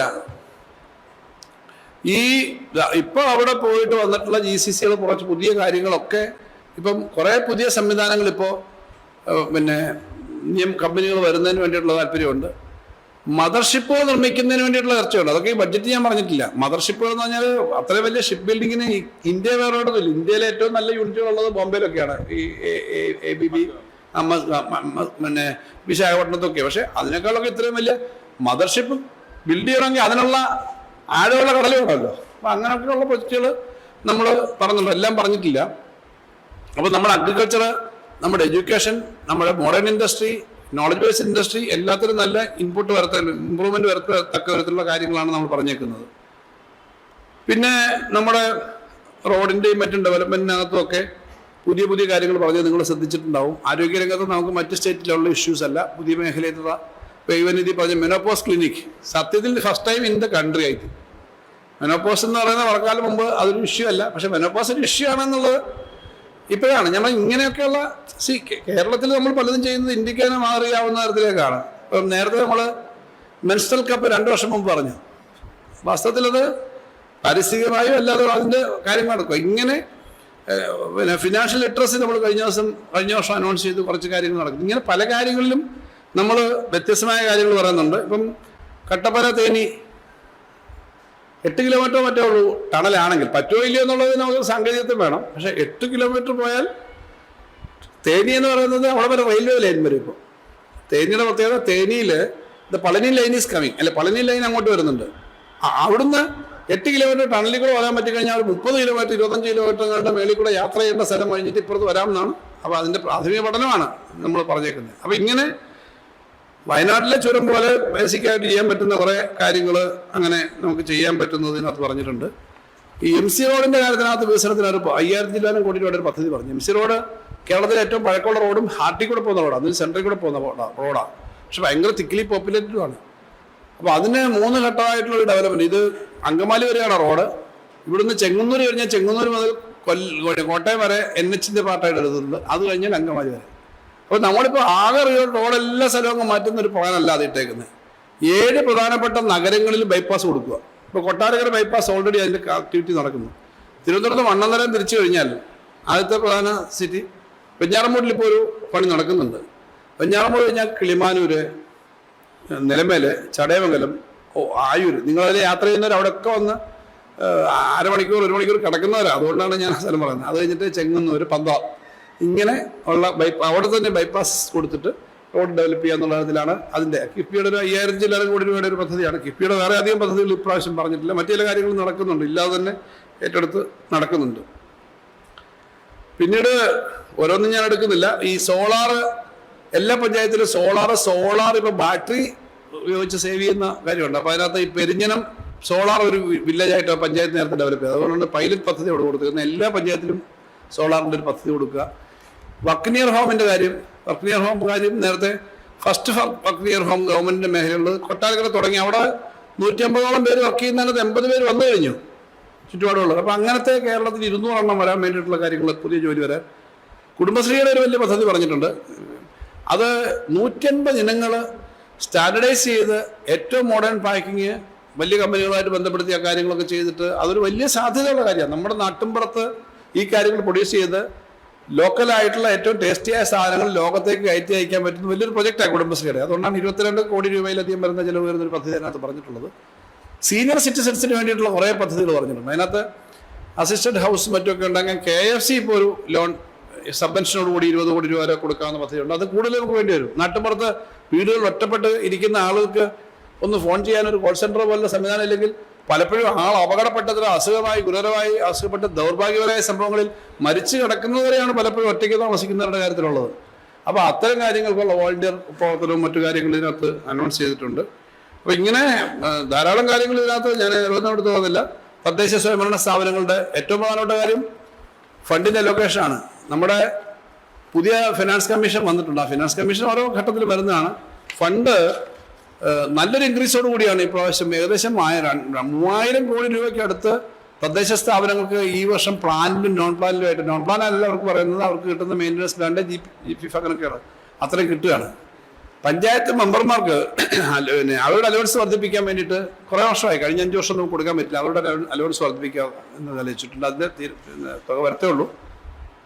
പിന്നീട് പഴയ പഞ്ചായത്ത് മെമ്പർമാരുണ്ട്, വാസ്തവത്തിൽ ആയിരക്കണക്കിന് ആളുകളുണ്ട്. ഇവർക്ക് വേറെ അവർക്ക് അലവൻസും പെൻഷൻ ഒന്നുമില്ലല്ലോ, വേറെ അവർക്ക് അത്യാവശ്യം ചികിത്സയോ ആവശ്യം വന്നു കഴിഞ്ഞാൽ ഒരു സംവിധാനവും ഇല്ല. അപ്പോൾ അതുകൊണ്ടാണ് ഒരു വെൽഫെയർ ഫണ്ട്, അത് വളരെ വലിയൊരു കാര്യമായിരിക്കും. 10, 15 വർഷമൊക്കെ ആയിട്ട് പഞ്ചായത്ത് മെമ്പർമാരുടെ ജോലി നിങ്ങൾക്കറിയാം, കോർപ്പറേഷൻ കൗൺസിലർമാരുടെ ജോലി അറിയാം. വാസ്തവത്തിൽ ഏത് ആൾ വിളിച്ചാലും അപ്പം തന്നെ കൂടെ ഇറങ്ങി ഫുൾ ടൈം നിൽക്കേണ്ട ആളുകളാണ്. അവർക്ക് പക്ഷേ ഇതെല്ലാം കഴിയുമ്പോൾ അവർക്കൊരു വെൽഫെയർ എന്തെങ്കിലും കാര്യങ്ങൾ വരുന്നതിന് വേണ്ടിയുള്ള കാര്യമുണ്ട്. പിന്നെ മേജറായ 2-3 കാര്യങ്ങൾ പറഞ്ഞിട്ടുള്ളതിൽ ഞാൻ എടുത്തത് അതിനകത്ത് ചികിത്സയായി ബന്ധപ്പെട്ടുള്ള കാര്യമാണ്. മെഡിസപ്പ് വന്നിട്ടുണ്ട് സർക്കാർ ഉദ്യോഗസ്ഥന്മാർക്ക്. മെഡിസപ്പ് നമ്മൾ പൊതുമേഖലാ സ്ഥാപനത്തിനും സഹകരണ മേഖലയ്ക്കും നടത്താൻ ആലോചിക്കുന്നു. പക്ഷെ കാരുണ്യക്കും അതുപോലുള്ള പദ്ധതിക്കും പുറത്ത് 42 ലക്ഷം കുടുംബങ്ങൾക്ക് പുറത്ത് കുറേയേറെ ആളുകളുണ്ട്. അവർക്ക് മെഡിസപ്പും ഇല്ല, സർക്കാർ ഉദ്യോഗസ്ഥന്മാരല്ല, ഈ 42 ലക്ഷത്തിനകത്ത് വരത്തുമില്ല. അപ്പോൾ അങ്ങനെയുള്ള ആളുകൾക്ക് ചികിത്സ കിട്ടണമെങ്കിൽ ഒരു സംവിധാനം വേണം. അതിനൊരു കുറച്ച് പേ ചെയ്യുന്ന തന്നെ, സൗജന്യമല്ല ഇതൊന്നും. പക്ഷെ മെഡിസപ്പിൻ്റെ ഗുണം എന്താ? 104 വയസ്സുള്ള ഒരാളുടെ കാര്യം ഞാൻ ആ ബഡ്ജറ്റിൽ പറഞ്ഞു. ഒരു ടെസ്റ്റിങ് വേണ്ട, നേരെ മെഡിസിപ്പിൽ ചേരാം. അതായത് പിന്നെ ബാക്കി ആരോഗ്യ ടെസ്റ്റ് ഒന്നും വേണ്ട, നിങ്ങൾ ഇൻഷുറൻസിൽ ചേർന്ന അതൊക്കെ വേണം. അങ്ങനെ ഒരു സംവിധാനം കളക്റ്റീവായിട്ടുള്ള സംവിധാനത്തിലേക്ക് കൊണ്ടുവരുന്ന ഒരു സ്കീം നമ്മൾ വർക്കൗട്ട് ചെയ്യുന്നുണ്ട്. ഇത് തന്നെ ഈ തൊഴിലാളികൾക്ക് ഇപ്പം ഓട്ടോറിക്ഷ ആയാലും ലോട്ടറി തൊഴിലാളി ആയാലും അല്ലെങ്കിൽ പിന്നെ ഹരിതകർമ്മസേന ആയാലും അങ്ങനെയൊക്കെ അവർക്ക് വരാൻ പറ്റുന്ന, ഇത് വരാത്തവർക്ക് വരാൻ പറ്റുന്നൊരു കാര്യം ഇൻഷുറൻസിൻ്റെ കാര്യം ആലോചിക്കുന്നുണ്ട്. ഇങ്ങനെ ഓരോ കാര്യങ്ങളും ആലോചിക്കുന്നു. പിന്നെ ബഡ്ജറ്റ് തുടങ്ങുമ്പോൾ തന്നെ ആമുഖം കഴിഞ്ഞിട്ട് ആദ്യം ഞാൻ പറഞ്ഞത് VSൻ്റെ പേരിലുള്ള VS സെൻറ്റർ പറഞ്ഞുകൊണ്ടാണ്. അത് എൻ്റെ പ്രസക്തി കൂടുതൽ വിശദീകരിക്കേണ്ട കാര്യമില്ല. അപ്പോൾ ഇങ്ങനെയുള്ള ഓരോ മേഖലയെയും സംബന്ധിച്ച് പറഞ്ഞുകൊണ്ടുള്ള കാര്യങ്ങളാണ് ചെയ്തേക്കുന്നത്. അപ്പോൾ ഇതൊക്കെ പറയുമ്പോൾ ഇതൊക്കെ ഈ പ്രതിപക്ഷ നേതാവ് ഇവിടെ പറയുന്നത് കേട്ടു, നിങ്ങൾ കേട്ടിട്ട് പറയായിരിക്കും ഇതൊന്നും നടക്കുന്നില്ലെന്നേ, ഇതൊന്നും കണക്കൊന്നുമില്ല, ചുമ്മാതാ. അങ്ങനൊന്നും അല്ല ഇത്തരം കാര്യങ്ങളെ പറ്റും. ഇതിൽ വൈറ്റ് പേപ്പർ ഇറക്കാൻ വെല്ലുവിളിക്കുക. വൈറ്റ് പേപ്പർ ഇറക്കാൻ വെല്ലുവിളിക്കേണ്ട കാര്യമൊന്നുമില്ല. വൈറ്റ് പേപ്പറിനേക്കാളും കട്ടിയുള്ള പേപ്പറാണ് ബഡ്ജറ്റ്. അത് അവതരിപ്പിച്ചിരിക്കുക. സഭയിൽ സമയമുണ്ട്, അടുത്ത 4 ദിവസമുണ്ട്, അതിനുശേഷം സമയമുണ്ട്. അവിടെ ചർച്ച ചെയ്യട്ടെ. ഈ പറഞ്ഞതിനകത്തെല്ലാം കണക്കും കാര്യമില്ലെങ്കിൽ എന്തിനാ സഭയല്ലേ നല്ല വേദി? ഞാൻ ആൻസറബിളാണ്, മുഖ്യമന്ത്രി ആൻസറബിളാണ്, ഗവൺമെന്റ് ആൻസറബിളാണ്, സർവോപരി ഞങ്ങളുടെ ഡിപ്പാർട്ട്മെന്റ് ഉദ്യോഗസ്ഥന്മാരും ആൻസറബിളാണല്ലോ. സഭയിലിരുന്നല്ലേ ഉള്ളൂ. വൈറ്റ് പേപ്പർ എന്തിനാ ഞങ്ങൾ ഇറക്കുന്നത്? ഞങ്ങൾ സോളിഡായിട്ടൊരു പേപ്പർ ഇറക്കിയിട്ടുണ്ട്. ആ പേപ്പറിനെ സഹായിക്കാൻ വേണ്ടി ആവശ്യമായ കണക്കുകളും കാര്യങ്ങളും കൂടുണ്ട്. കേന്ദ്ര ഗവൺമെന്റിന്റെ സമീപനവും നമ്മളിത് സംബന്ധിച്ച് പറഞ്ഞിട്ടുണ്ട്. എന്തിനാ ഞങ്ങൾ വൈറ്റ് പേപ്പർ ഇറക്കുന്നത്? സോ ഈ പേപ്പറിന്റെ അടിസ്ഥാനത്തിൽ പ്രതിപക്ഷത്തിന് പറയാം, ഭരണപക്ഷവും പ്രതിപക്ഷം എല്ലാം ചർച്ച ചെയ്യുമല്ലോ. അപ്പൊ ഇത് അവിടെ പറയാവുന്നേ ഉള്ളൂ. എന്നിട്ട് പറഞ്ഞ് ശമ്പളം, ഇത് കഴിഞ്ഞിട്ട് ശമ്പളം ഒന്നും കൊടുക്കാനൊന്നും അല്ല. കഴിഞ്ഞ പ്രാവശ്യമാണെന്ന് പറഞ്ഞു, ജനങ്ങൾക്കറിയാൻ ശമ്പളം കൊടുക്കാവുന്നവരെയാണ് അവരെ ഏൽപ്പിച്ചത്. ഞങ്ങളെ സംബന്ധിച്ച് കേരളത്തിന്റെ ചരിത്രത്തിൽ ആദ്യമായി കഴിഞ്ഞ പ്രാവശ്യമാണ് തുടർച്ച ഉണ്ടാവുന്നത്. ഇപ്പോൾ ബഡ്ജറ്റ് അവതരിപ്പിക്കുമ്പോഴൊക്കെ സർക്കാരിൻ്റെ ഒരു കാഴ്ചപ്പാട് എന്തായിരിക്കും? തുടർച്ച ഉണ്ടാവും, അല്ലാതെ ഇട്ടിട്ട് ഓടാനല്ല. തുടർച്ച ഉണ്ടാവുമ്പോൾ നടത്താൻ പറ്റുന്ന കാര്യങ്ങളെ ഇത് പറഞ്ഞിട്ടുള്ളൂ, ചെയ്യാവുന്ന കാര്യങ്ങളെ പറഞ്ഞിട്ടുള്ളൂ, പറയുന്ന കാര്യങ്ങൾ ഈ ഗവൺമെന്റ് ചെയ്തിട്ടുണ്ട്. അപ്പൊ ആ ആറ്റിറ്റ്യൂഡിലാണ് നിങ്ങൾ കാണുന്നത്. അതുകൊണ്ട് അങ്ങനെ പറയുന്നത് ശരിയല്ല. നിങ്ങൾ വൈപ്പ് ഇതെല്ലാം നടക്കാനല്ല, അത് ശരിയല്ല. കാരണം ഇതിലൊരു വിശ്വാസ്യതയുടെ പ്രശ്നമാണ് പറയുന്നവരുടെ. ഞാൻ അത്രേ പറയുന്നുള്ളൂ. എന്നിട്ട് പറയാ പൈസ ചെലവാക്കുന്നില്ല, പ്ലാനിന്റെ പൈസ കൊടുത്തോ? ഇതാ എൻ്റെ കയ്യിലുണ്ട്. കഴിഞ്ഞ LSDDയുടെ കഴിഞ്ഞ 4 വർഷത്തെ, അതിന് മുമ്പത്തേതുണ്ട്. അതിനകത്ത് കഴിഞ്ഞ വർഷം 98.44% ആ വർഷത്തെ പ്ലാനും പഴയ കാര്യോപര സഹിതം 110% പഞ്ചായത്തിന് കൊടുത്തത്. ഈ കണക്കിരിക്കുമ്പോൾ ഇവിടെ ചെലവാക്കുന്നില്ലെന്ന് ആരോടെ പറയുന്നത്? വേറെ എന്തെങ്കിലും കണക്ക് CNTG ഓഡിറ്റ് ചെയ്യുന്ന കണക്കല്ലാതെ ധനകാര്യമന്ത്രിക്കോ സംസ്ഥാന ഗവൺമെന്റിനോ വേറൊരു കണക്കുമായിട്ട് നടക്കാൻ പറ്റുമോ? 98.44. പിന്നെ പഴയ കാര്യോപര സഹിതം 110%. അതിന് മുമ്പത്തെ വർഷം 83, അതിന് മുമ്പത്തെ വർഷം 85, അതിന് മുമ്പത്തെ വർഷം 95. ഇതിന്റെ സ്റ്റേറ്റ് പ്ലാൻ ആണെങ്കിലും 80-നും 85-നും താഴെ പോയിട്ടില്ല പൊതുവെ. ഇതാണ് സ്ഥിതി. ഈ സ്റ്റേറ്റ് പ്ലാനിനകത്ത് പേയ്മെന്റും ഇതേപോലെ തന്നെ അധികം വരുന്നെന്ന് മാത്രമല്ല, ഇവിടെ ചില ആരോഗ്യ പദ്ധതികളുടെ കാര്യം പറഞ്ഞു. ഞാനിപ്പോൾ അതിന് കണക്കെടുത്ത് നോക്കി. നമ്മുടെ ഹെൽത്തുമായി ബന്ധപ്പെട്ടിട്ട് ബഡ്ജറ്റിൽ KMSCL വെച്ചേക്കുന്നത് നമ്മുടെ മരുന്ന് കമ്പനിയാണ്. KMSCL medical കോർപ്പറേഷനാണ്. 356 കോടിയാണ് വെച്ചേക്കുന്നത്. ബഡ്ജറ്റിൽ വെക്കുന്നതാണ് സാധാരണ ധനകാര്യ വകുപ്പിന് കൊടുക്കാൻ പറ്റുക. 456 റിലീസ് ചെയ്തിട്ടുണ്ട്. അടുത്തൊരു 300 കോടി കൂടി ഇപ്പോൾ കൊടുക്കാൻ പറഞ്ഞിട്ടുണ്ട്. ഇപ്പൊ തന്നെ ബഡ്ജറ്റില് 700 കോടിയാണ് കാസ്മിന് വെച്ചേക്കുന്നത്. അതിനകത്ത് 700 കോടിക്കകത്ത് 650 റിലീസ് ചെയ്ത് കഴിഞ്ഞു. ബാക്കിയും ഒരു 100-300 കോടിക്ക് അടുത്ത് റിലീസ് ചെയ്യും. 700 കോടിയും 650 കോടിയും വെച്ച് എല്ലാ വർഷങ്ങളിലും 1000-1200 കോടി വരെ കൊടുത്തിട്ടുണ്ട്. ഈ വർഷം നമ്മൾ ബഡ്ജറ്റ് വെച്ചേക്കുന്നത് 900 കോടിയാണ്. 900 കോടി വെച്ചേക്കുന്നത്.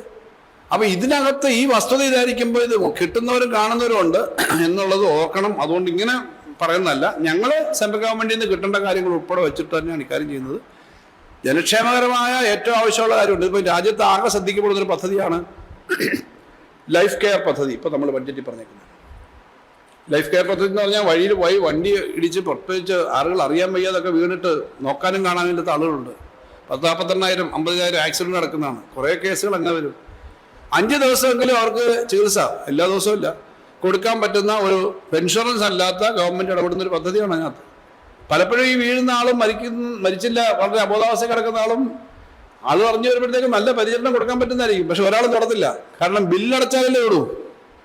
വഴിയൊരാൾ ആക്സിഡന്റ് പറ്റി കിടന്നാൽ നമുക്കറിയാമല്ലോ. ഈ അടുത്തിടയ്ക്ക് നമ്മുടെ വളരെ അടുത്ത സുഹൃത്തുക്കളായ ചില പത്രപ്രവർത്തകർ അപകടത്തിൽപ്പെട്ടത് നമുക്കറിയാമല്ലോ, മറ്റുള്ള ആളുകൾ. അപ്പോൾ ഇവരെ ഹോസ്പിറ്റലിൽ കൊണ്ട് കഴിഞ്ഞാൽ ആ ഹോസ്പിറ്റലിൽ ഹിറ്റ് ആൻഡ് റൺ ആയാലും അല്ലാത്ത കേസായാലും കിട്ടണം. അത് ഇന്ത്യയിൽ ആദ്യമാണെന്ന് ഞാൻ കരുതുന്നു ഇങ്ങനെ ലൈഫ് കെയർ പദ്ധതി. അപ്പോൾ ഇതുപോലുള്ള കാര്യങ്ങളാണ് ബഡ്ജറ്റിനകത്ത് പറഞ്ഞേക്കുന്നത്. അപ്പോൾ ഇത്തരം കാര്യങ്ങൾ പറയുമ്പം നടപ്പിലാക്കാൻ പറ്റുന്നതാണ്. അത് സംബന്ധിച്ച് നിങ്ങളോട് പറയാൻ വേണ്ടിയിട്ടാണ്. ധാരാളം കാര്യങ്ങൾ പറയാനുണ്ട്, ഞാൻ ആ കാര്യങ്ങളിലേക്ക് പോകുന്നില്ല. നിങ്ങളെ കാണുക എന്നുള്ളതാണ്. 50% മാക്സിമം ആണ്. അങ്ങനല്ല. അതിൻ്റെ കാര്യം എന്ന് വെച്ചാൽ സംസ്ഥാനത്തെ statutory pension with a small contribution ഇപ്പം എന്ന് കണക്കാക്കാം. ബാക്കി അതിൻ്റെ നിയമം വരട്ടെ. ഇപ്പോൾ സർവീസ് ജോലി ചെയ്യുന്ന ഒരാൾക്ക് 30 വർഷമാണെങ്കിൽ ഇവിടെ പെൻഷൻ ഈ 50% കിട്ടും. 15 വർഷമാണെങ്കിലോ അതിനനുസരിച്ചല്ലേ കിട്ടുള്ളൂ. 10 വർഷമാണെങ്കിൽ അതിനനുസരിച്ച് മിനിമം പെൻഷൻ വേണം. 10 വർഷം വേണം. 5 വർഷമോ 7 വർഷമോ ചെല്ലുണ്ട്. വളരെ പ്രായമായിട്ടൊക്കെ ജോലി കയറും.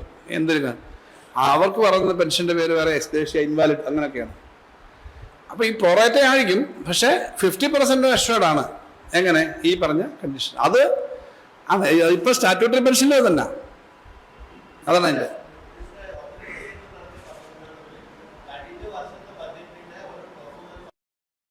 കഴിഞ്ഞ വർഷം അതിനങ്ങ വർഷം ധാരാളം പണം വെച്ചിരുന്നു. ഞങ്ങൾ ഇന്ന് ഈ പത്രസമ്മേളനം കഴിഞ്ഞപ്പോൾ തന്നെ ബന്ധപ്പെട്ട ഉദ്യോഗസ്ഥന്മാരെ വിളിച്ചു. ആളുകൾ മരിച്ച കേസുണ്ട്, വളരെ കുറച്ച് കേസേ ഉള്ളൂ. 10 പേരുടെ കേസ് മാത്രമാണ് ഇനി പണം കൊടുക്കാനല്ല. പണം കൊടുക്കാത്ത പണം ഇല്ലാത്തതുകൊണ്ടല്ല, പണം ഉണ്ടെന്ന് മനസ്സിലായല്ലോ. ഇത്രയും പൈസ കയ്യിലുണ്ട്. പണം കൊടുക്കണമെങ്കിൽ അതിൻ്റെ അവകാശം, അതിൻ്റെ രേഖകളെല്ലാം വരണം. 10 കേസാണുള്ളത്. പണം വെച്ചതിനകത്ത് ഇപ്പോൾ കേരളത്തിൽ പണം കിട്ടുന്നില്ല എന്നുള്ള തരത്തിൽ പറയുന്നില്ല. കാരണം ഇപ്രാവശ്യം പണം കൂട്ടി വെച്ചു. അതിൻ്റെ പേരിലൊരു തടസ്സം ഉണ്ടായിരുന്നത്. 6 or 7 ഫോറസ്റ്റേഷനുകളാണ് ഇപ്പോൾ പുതുതായിട്ട് അനുവദിച്ചത്. സാധാരണഗതിയിൽ എത്രയോ വർഷമായിട്ട് ആനുവൽ കോൺഫ്ലിക്റ്റും ഈ പ്രശ്നങ്ങളും ഇല്ലാത്തപ്പോൾ ഫോറസ്റ്റിനൊന്നും ഇത്ര സ്റ്റാഫില്ല. എല്ലാ സ്ഥലത്തും വണ്ടി, റാപ്പിഡ് ആക്ഷൻ ഫോഴ്സിന് വേണ്ടിയുള്ള സംവിധാനം. പണം വെക്കുമ്പം ആളുകൾ മരിക്കരുതെന്നാണ് നമ്മുടെ ആഗ്രഹം. ഓ, നിങ്ങൾ 100 രൂപ വെച്ചു, 100 കോടി രൂപ വെച്ചു, അത് മൊത്തം ചെലവാകണമെന്നുള്ളത് ആവശ്യം വന്നാലേ ഉള്ളൂ. അല്ലെങ്കിൽ ആളുകൾ അപ്ലൈ ചെയ്യുന്ന മരിക്കുന്നതിൻ്റെ അടിസ്ഥാനത്തിൽ ഏതായാലും ഭാഗ്യത്തിന് അത്ര ആളുകൾ മരിച്ചില്ല എന്നുള്ളത് വലിയ കാര്യമാണ്. പക്ഷെ ആ കൊടുത്തതിനകത്തൊരു 10 പേരുടെ പേപ്പേഴ്സ് ക്ലിയർ ആയതേ ഉള്ളൂ. ഞങ്ങളിപ്പോൾ ഫോറസ്റ്റിൻ്റെ ഉയർന്ന ഉദ്യോഗസ്ഥരെ ഞങ്ങൾ തന്നെ ഞങ്ങളുടെ ഫിനാൻസ് സെക്രട്ടറി ഇപ്പോൾ വിളിച്ചു. അപ്പം പണം വെച്ചിട്ട് അത് ചിലവായില്ല എന്ന് പറഞ്ഞിട്ടല്ല. അപ്പം ചിലതിന് നമ്മൾ വെക്കും, തറവില വെക്കും, തറവില കൂടി നിൽക്കുകയാണെങ്കിൽ ചിലവാകത്തില്ല. അങ്ങനെ ഇപ്പം റബ്ബറിന് 200 രൂപ വെക്കുന്നു, റബ്ബറിന് 210 രൂപ മാർക്കറ്റ് വന്നാൽ നമ്മൾ ആളതിന് വരത്തില്ല. അപ്പം എന്ന് പറയുന്ന പോലെ ചിലതിൻ്റെ നെസസിറ്റി കൂടെ അനുസരിച്ചാണ് വരിക. ഇവിടെ മാനാനുവൽ കോൺഫ്ലിക്റ്റിനകത്താണെങ്കിൽ ആകെ 10 ആപ്ലിക്കേഷനെ ഇനിയുള്ളൂ. ബാക്കിയെല്ലാം ഇവരുടെ പേപ്പർ, അവരുടെ അവകാശി സർട്ടിഫിക്കറ്റ് മറ്റൊക്കെ വന്നു കഴിഞ്ഞാൽ കൊടുക്കും. ഇതിനൊന്നും ഒരു തർക്കമുള്ളതല്ല. അങ്ങനെ പറഞ്ഞിരുന്ന കാര്യം ബഡ്ജറ്റിനകത്ത് വെച്ചേക്കുന്ന പണം കഴിഞ്ഞ വർഷം ഇതേപോലെ പറഞ്ഞു. അതിനെങ്ങനെ പ്രശ്നം പറഞ്ഞു, ചിലവായില്ല. 110% LSC ചിലവായതേ ഇല്ല എന്ന് പറഞ്ഞതാണ്. അതൊന്നും പറഞ്ഞാലൊന്നും ആൾ വിശ്വസിക്കത്തില്ല, ആൾക്ക് പണം കിട്ടുന്നതാണ്. ഞാൻ പറയട്ടെ, പത്രപ്രവർത്തകരുടെ കാര്യം എടുക്കാം. നിങ്ങളെല്ലാം മാനേജ്മെന്റ്, നിങ്ങൾ മാനേജ്മെന്റിന്റെ ആളുകളല്ല, നിങ്ങൾ അവിടുത്തെ വർക്ക് ചെയ്യുന്ന ആളുകളാണ്. മാനേജ്മെന്റിനോട് ചോദിച്ചു നോക്ക്, ഈ വർഷത്തെ ബഡ്ജറ്റ് വെച്ചിരുന്ന പ്രൊവിഷൻ ആദ്യത്തെ 4 ക്വാർട്ടറാണല്ലോ, 3 മാസം വെച്ച്, ആദ്യത്തെ ക്വാർട്ടറിൽ മൊത്തം കൊടുത്തു തീർത്തു. അഡീഷണൽ 2 പ്രാവശ്യം അലോക്കേഷൻ വെച്ചു. ഞങ്ങൾ എല്ലാ രംഗത്തും അതാണ് കാണുന്നത്. പത്രപ്രവർത്തകർക്ക് മാത്രമല്ല ഇത്, ഓരോ മേഖല ഇഷ്ടംപോലെ പണം ഉണ്ടായിട്ടൊന്നുമല്ല. പക്ഷേ 1,17,000 കോടി രൂപ ശരാശരി ചെലവാക്കിയിരുന്നിടത്തുനിന്ന് 1,70,000 കോടിയിലേക്ക് ഈ സ്പെൻഡിങ് വർദ്ധിപ്പിച്ചു. വലിയ റെസ്ട്രിക്ഷൻസ് ഉണ്ടായിട്ടും പത്രത്തിനുൾപ്പെടെ പരസ്യത്തിൻ്റെയും മറ്റും പണം കൊടുക്കേണ്ടത് ആവശ്യമാണ് എന്നുള്ളതുകൊണ്ട് തന്നെയാണ്. സാധാരണഗതിയിൽ അങ്ങനത്തെ തടസ്സങ്ങളൊന്നും വരാതെ പരമാവധി കൊടുക്കുന്നുണ്ട്. മരുന്നിൻ്റെ കാര്യത്തിലൊക്കെ നമ്മൾ വെക്കുന്നതിൻ്റെ ഇരട്ടി കൊടുക്കേണ്ടി വരും.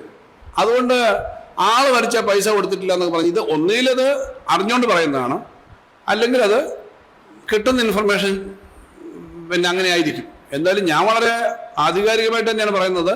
വെച്ചേക്കുന്ന പണം കൊടുക്കാൻ പറ്റുന്നതിൽ അധികമുണ്ട്. ആളുകളുടെ ഈ മരണവും മറ്റു കാര്യങ്ങളുമായിട്ട് അതിനകത്ത് യാതൊരു സംശയമില്ല.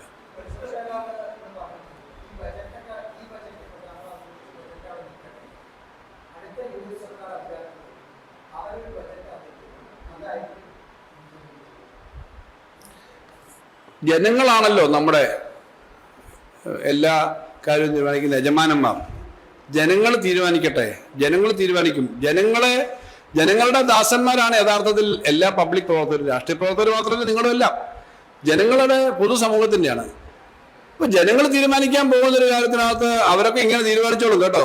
ഞങ്ങൾ ബഡ്ജറ്റ് അവതരിപ്പിക്കുമ്പോൾ ഇതൊക്കെ മാറ്റി, ഇതിനേക്കാളൊക്കെ വെട്ടിക്കുറച്ച്, ഈ ശമ്പള പരിഷ്കരണവും DA ആനുകൂല്യവും ഒക്കെ വെട്ടിക്കുറച്ച് ഞങ്ങൾ കുറയ്ക്കും എന്ന് പറയുന്നതാണോ ഔചിത്യം? ഈ പറഞ്ഞ ബഡ്ജറ്റ് നടപ്പിലാക്കാനുള്ള ബഡ്ജറ്റാണല്ലോ. ശമ്പള പരിഷ്കരണം വേണം, DA കൊടുക്കണം, മറ്റാനുകൂല്യം കൊടുക്കണം. ഞങ്ങൾ വരുമ്പോൾ ഇതൊന്നും കൊടുക്കത്തില്ല എന്ന് പറയുന്നതല്ലല്ലോ ന്യായം. അപ്പൊ ഇത് കൊടുക്കാൻ പറ്റുമെന്നുള്ളത് കൊണ്ടാണ് ഞങ്ങളിത് പറഞ്ഞിട്ടുള്ളത്. ഞങ്ങൾ വിചാരിക്കുന്നത് ഈ റെസ്പോൺസിബിലിറ്റി വീണ്ടും കേരളത്തിൽ മാത്രം 5 വർഷം നേരത്തെ വന്നിരുന്നെങ്കിലും ഇന്ത്യയിലെ പല സംസ്ഥാനങ്ങളിലും ലോകത്തും സ്റ്റെബിലിറ്റി ഒരു പ്രധാനപ്പെട്ട കാര്യമാണ്. ഒരു ഗവൺമെന്റ് വന്ന് രണ്ടാമത്തെ ഗവൺമെന്റ് വന്നതുകൊണ്ടാണ് വിഴിഞ്ഞം ഈ ലെവലിൽ കംപ്ലീറ്റ് ചെയ്ത് നാഷണൽ ഹൈവേ ഇങ്ങനെ പൂർത്തീകരിച്ചത്, ബാക്കിയുള്ള ആനുകൂല്യങ്ങൾ കിട്ടുന്നത്. ഇപ്പോൾ ഞാനിപ്പോൾ പറഞ്ഞില്ല, കുട്ടികൾക്ക് ഡിഗ്രി കുട്ടികൾക്ക് പിന്നെ ആർട്സ് ആൻഡ് സയൻസ് കോളേജ് വിദ്യാഭ്യാസം സൗജന്യമായി. ഇങ്ങനെ പല കാര്യങ്ങളും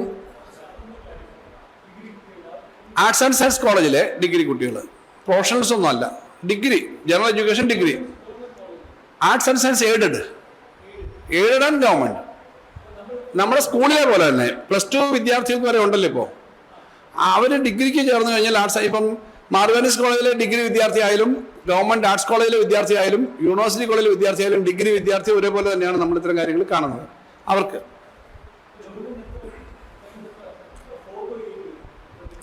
അത് തുക നോക്കണം. വാസ്തവത്തിൽ ഏറ്റവും ഫീസ് കുറവ് തന്നെയാണല്ലോ ഇപ്പം തന്നെ, വലിയ ഫീസൊന്നും അല്ല ഉള്ളത്. എന്നാലും അവർ ആ ഫീസ് അടയ്ക്കണം. ഫീസുണ്ട്, ഫോർഗോ ചെയ്യുന്ന കണക്ക് നോക്കണം, അതിൻ്റെ കൃത്യമായി നോക്കണം. അത് ഞാൻ ഡേറ്റ ഒന്ന് വർക്കൗട്ട് ചെയ്തിട്ട് വേണേൽ പറയാം അടുത്ത ദിവസം. ഏതാ അല്ല, അതായത് പറഞ്ഞാൽ അതിൻ്റെ മാത്രമായിട്ടൊന്നുകൂടെ നോക്കണം. ഗവൺമെൻറ്റിന് ഏറ്റവും കൂടുതൽ ചിലവാകുന്ന എഡ്യൂക്കേഷനാണല്ലോ. ആകെ ശമ്പളത്തിൻ്റെ 50%-ലധികവും, ആകെ സർക്കാർ കൊടുക്കുന്ന ശമ്പളത്തിൻ്റെ പെൻഷൻ്റെ 50%-ലധികവും ഗവൺമെൻറ് എയ്ഡഡ് സ്കൂളിലെ ടീച്ചേഴ്സിനും അധ്യാപകർക്കും കൊടുക്കുന്നതാണ് ഏറ്റവും വലിയ എക്സ്പെൻസ്. രണ്ടാമത്തത് ഹെൽത്താണ്. അപ്പോൾ ആ ആകെ ചിലവിൻ്റെ പരിധി നോക്കിയാൽ ഇത് വളരെ ചെറിയ ചിലവ് വരത്തുള്ളതായിരിക്കും, പക്ഷേ നല്ലൊരു ചിലവാണ്. അപ്പോൾ അതുകൊണ്ടാണ് അത് പിന്നെ കൊടുക്കുന്നത്. ആ ഇല്ല, ഗ്രാൻറ്റിൻ്റെ കാര്യത്തിലൊന്നും ഇപ്പോൾ ആലോചിച്ചിട്ടില്ല. ആ ഗ്രാൻറ്റ് കോളേജ് ഫീസിന് വേണ്ടി കൊടുക്കുന്നതല്ല. ഓൾറെഡി വളരെ വീക്കറായിട്ടുള്ള സെക്ഷനുകൾക്ക് ഫീസ് ഇല്ല, അവർക്ക് ഗ്രാൻറ്റ് കിട്ടുന്നുണ്ട്. ആ ഗ്രാൻറ്റ് ഇതുദ്ദേശമല്ല, ഈ കുട്ടികളുടെ കോളേജ് കൊടുക്കാനുള്ള ഫീസല്ല, ഇവരുടെ യാത്ര, അവരുടെ പുസ്തകം, അവരുടെ ഭക്ഷണം, അങ്ങനെയൊക്കെ കാര്യത്തിനാണല്ലോ ഈ ഗ്രാൻറ്റ് കൊടുക്കുന്നത്. അപ്പോൾ അത് നമ്മൾ അത് നേരത്തെയും അതിൻ്റെ അടിസ്ഥാനത്തിൽ കുറയ്ക്കുന്ന പ്രശ്നമൊന്നുമില്ല. ഇതെന്ന് പറഞ്ഞാൽ ഫീസ് കൊടുക്കുന്ന ഇപ്പം എല്ലാ സെക്ഷനിൽ നിന്നുള്ള കുട്ടികളും കൊടുക്കുന്നത് ഒരു ഫീസുണ്ട്, ആ ഫീസ് അടച്ചു കിട്ടും. ഇല്ല, യൂണിഫോമിനൊന്നും കുടിശ്ശികയില്ല. എന്തെങ്കിലും പ്രൊസീജിയറലായ കാര്യങ്ങൾ വരുന്നതിൻ്റെ വല്ലതല്ലാതെ കുടിശ്ശികയില്ല. കാരണം ഇത്തരം പേയ്മെൻറ്റുകൾ നമ്മൾ പരമാവധി നോക്കി ചെയ്യുന്നുണ്ട്. നമുക്ക് കിട്ടാനുള്ളത് ഞാൻ പറഞ്ഞു 5600 ചില്ലാനും കോടി രൂപ ഈ വർഷം കമ്മിറ്റ് ചെയ്തിട്ടുള്ള സെൻട്രൽ ഗവൺമെൻറ് CSS സ്കീമിൽ ഉൾപ്പെടെയുള്ള കിട്ടാനുണ്ട്. അതല്ലാതെ വലിയ വേറെ കിട്ടാറുണ്ട്. എന്നിട്ടും നമ്മൾ ഈ കാര്യങ്ങളിൽ കൃത്യമായി ചെയ്തു പോകുന്ന ഒരു അത്ഭുതകരമായ പ്രവൃത്തി തന്നെയാണ്. കാരണം ജനങ്ങളുടെ സപ്പോർട്ടും നിങ്ങളുടെ എല്ലാ സപ്പോർട്ടും ഉള്ളതുകൊണ്ടാണ് ഇതെല്ലാം നമ്മൾ മാനേജ് ചെയ്ത് പോകുന്നത്, അത്രയേറെ വെട്ടിക്കുറച്ചിട്ട്. അപ്പോൾ ഇനിയത്തെ ഫിനാൻസ് കമ്മീഷൻ വരുമ്പോൾ അതും വളരെ നിർണായകമാണ്. ഫിനാൻസ് കമ്മീഷൻ അവാർഡും 1-ാം തീയതിയാണ് അവരുടെ കേന്ദ്ര ഗവൺമെൻറ് ബഡ്ജറ്റ്. 1-ാം തീയതി തന്നെ ഫിനാൻസ് കമ്മീഷൻ്റെ കാര്യങ്ങളെല്ലാം വരുമെന്ന് എനിക്ക് അറിഞ്ഞുകൂടാ. അപ്പോൾ അതെല്ലാം വരുമ്പോൾ മുൻകാലങ്ങളിലെല്ലാം ഓരോ ഫിനാൻസ് കമ്മീഷൻ വരുമ്പോഴും നമുക്ക് പൊതുവെ മെച്ചപ്പെട്ടാണ് വന്നിരുന്നത്. കഴിഞ്ഞ ഫിനാൻസ് കമ്മീഷനായിരുന്നു ഏറ്റവും മോശമായത്. അപ്പോൾ ഇത്തരം കാര്യങ്ങളെല്ലാം കൂടെ കണക്റ്റഡ് ആയിരിക്കും നമ്മുടെ സ്റ്റേറ്റിൻ്റെ ഫ്യൂച്ചറിന്.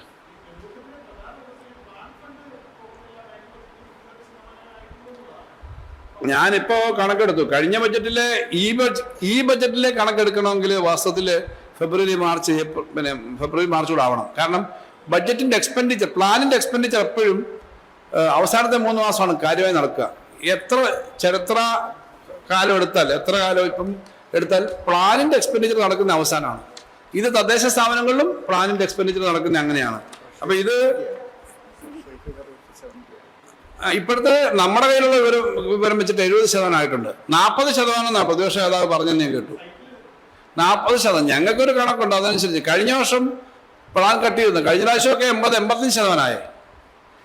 എന്നായാലും നേരത്തെ നോക്കിക്കോളൂ, ഞാനിത് LDF UDF എന്ന നിലയിലൊന്നും കാണുന്നില്ല. UDF ഭരിക്കുന്ന സമയത്ത് 50% പോയ സമയം ഒത്തിരി ഉണ്ട്. ഞാൻ അങ്ങനെയൊന്നും കാണുന്നില്ല. കാരണം ഇത് സാമ്പത്തിക കാര്യങ്ങളിൽ പറഞ്ഞ അതേ കണക്കിൻ്റെ സ്പിരിറ്റിലാണ് ഞാൻ നിൽക്കുന്നത്. അപ്പോൾ കഴിഞ്ഞ പ്രാവശ്യം 80-85 ആയതാണ്. തദ്ദേശ സ്വയംഭരണ സ്ഥാപനങ്ങൾക്ക് കാര്യോവർ ഉൾപ്പെടെ 110 100 കൊടുക്കേണ്ടത് 110 എങ്ങനെ വരുന്നത്? പഴയത് കൂടി കൊടുക്കാനാണ് 110. അപ്പം അങ്ങനെ ഇല്ല. അതെന്തുകൊണ്ടാണ് പറഞ്ഞത് പ്ലാൻ ചിലവാക്കുന്നില്ല? പ്ലാൻ എന്ന് പറയുന്നത് വാസ്തവത്തിൽ 30,000-40,000 കോടിയുടെ ഭാഗമാണ്. ആകെ ചിലവാക്കുന്നത് 2 ലക്ഷം കോടിയാണ്. ആ 2 ലക്ഷം കോടിയിൽ പ്ലാനൊരു ഭാഗമാണ്. അതിനകത്ത് നമ്മുടെ കിഫ്ബി പോലുള്ളതൊന്നും വരുന്നുമില്ല. അതും വാസ്തവത്തിൽ പ്ലാൻ വരാവുന്നത്. അപ്പം അതുകൊണ്ട് എന്തുകൊണ്ടാണ് അങ്ങനെ പറയുന്നത് വെച്ചാൽ രാഷ്ട്രീയമായിട്ട് അങ്ങനെയല്ലേ പറയാൻ പറ്റുമോ അവർക്ക്? അല്ലാതെ ഇത്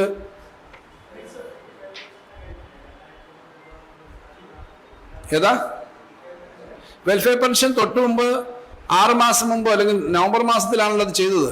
അതുകൊണ്ട് അതിനപ്പുറത്തെ സാധ്യത ഇപ്പം പരിശോധിക്കാൻ പറ്റുന്ന സ്ഥിതി ഇല്ലാത്തതുകൊണ്ടാണ് അന്ന് അത് കൊടുത്തത്.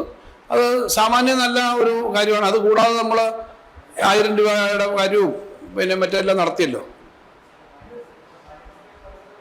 മാനിഫെസ്റ്റോയിൽ നമ്മൾ പറഞ്ഞപ്പം ഉണ്ടായിരുന്ന സിറ്റുവേഷൻ, കേരളത്തിന് കിട്ടിക്കൊണ്ടിരുന്ന 30,000-40,000 കോടി രൂപ കോമ്പൻസേഷൻ, GST കോമ്പൻസേഷനും ഇതും എല്ലാം വെട്ടിക്കുറച്ചു. ബോറോയിങ് കുറച്ചു. ബോറോയിങ് മാത്രം 1.25 ലക്ഷം കോടിയാണ് വെട്ടിക്കുറച്ചു. 25,000 കോടി ഒരു വർഷം വെച്ച് കുറഞ്ഞു.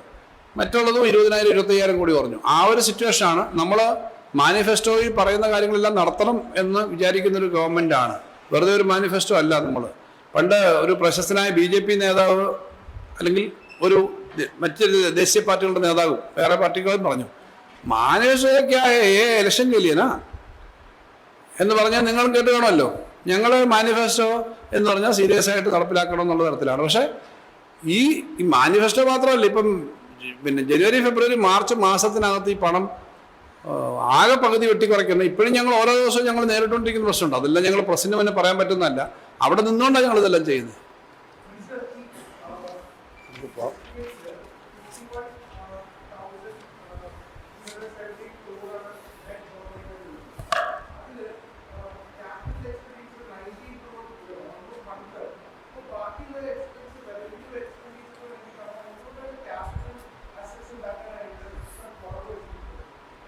ക്യാപിറ്റൽ അസറ്റ്സിനകത്ത് ഇതിനകത്ത് വരുന്നത്. അതുകൊണ്ട് ഞാൻ പറഞ്ഞ എഫക്റ്റീവ് ക്യാപിറ്റൽ എക്സ്പെൻഡിച്ചർ എന്ന് പറഞ്ഞൊരു ഭാഗമുണ്ട്.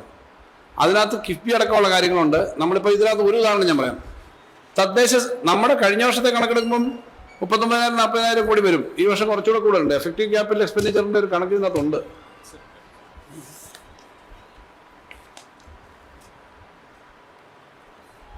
എഫക്റ്റീവ് ക്യാപിറ്റൽ എക്സ്പെൻഡിച്ചർ 30,961 കോടിയാണ്.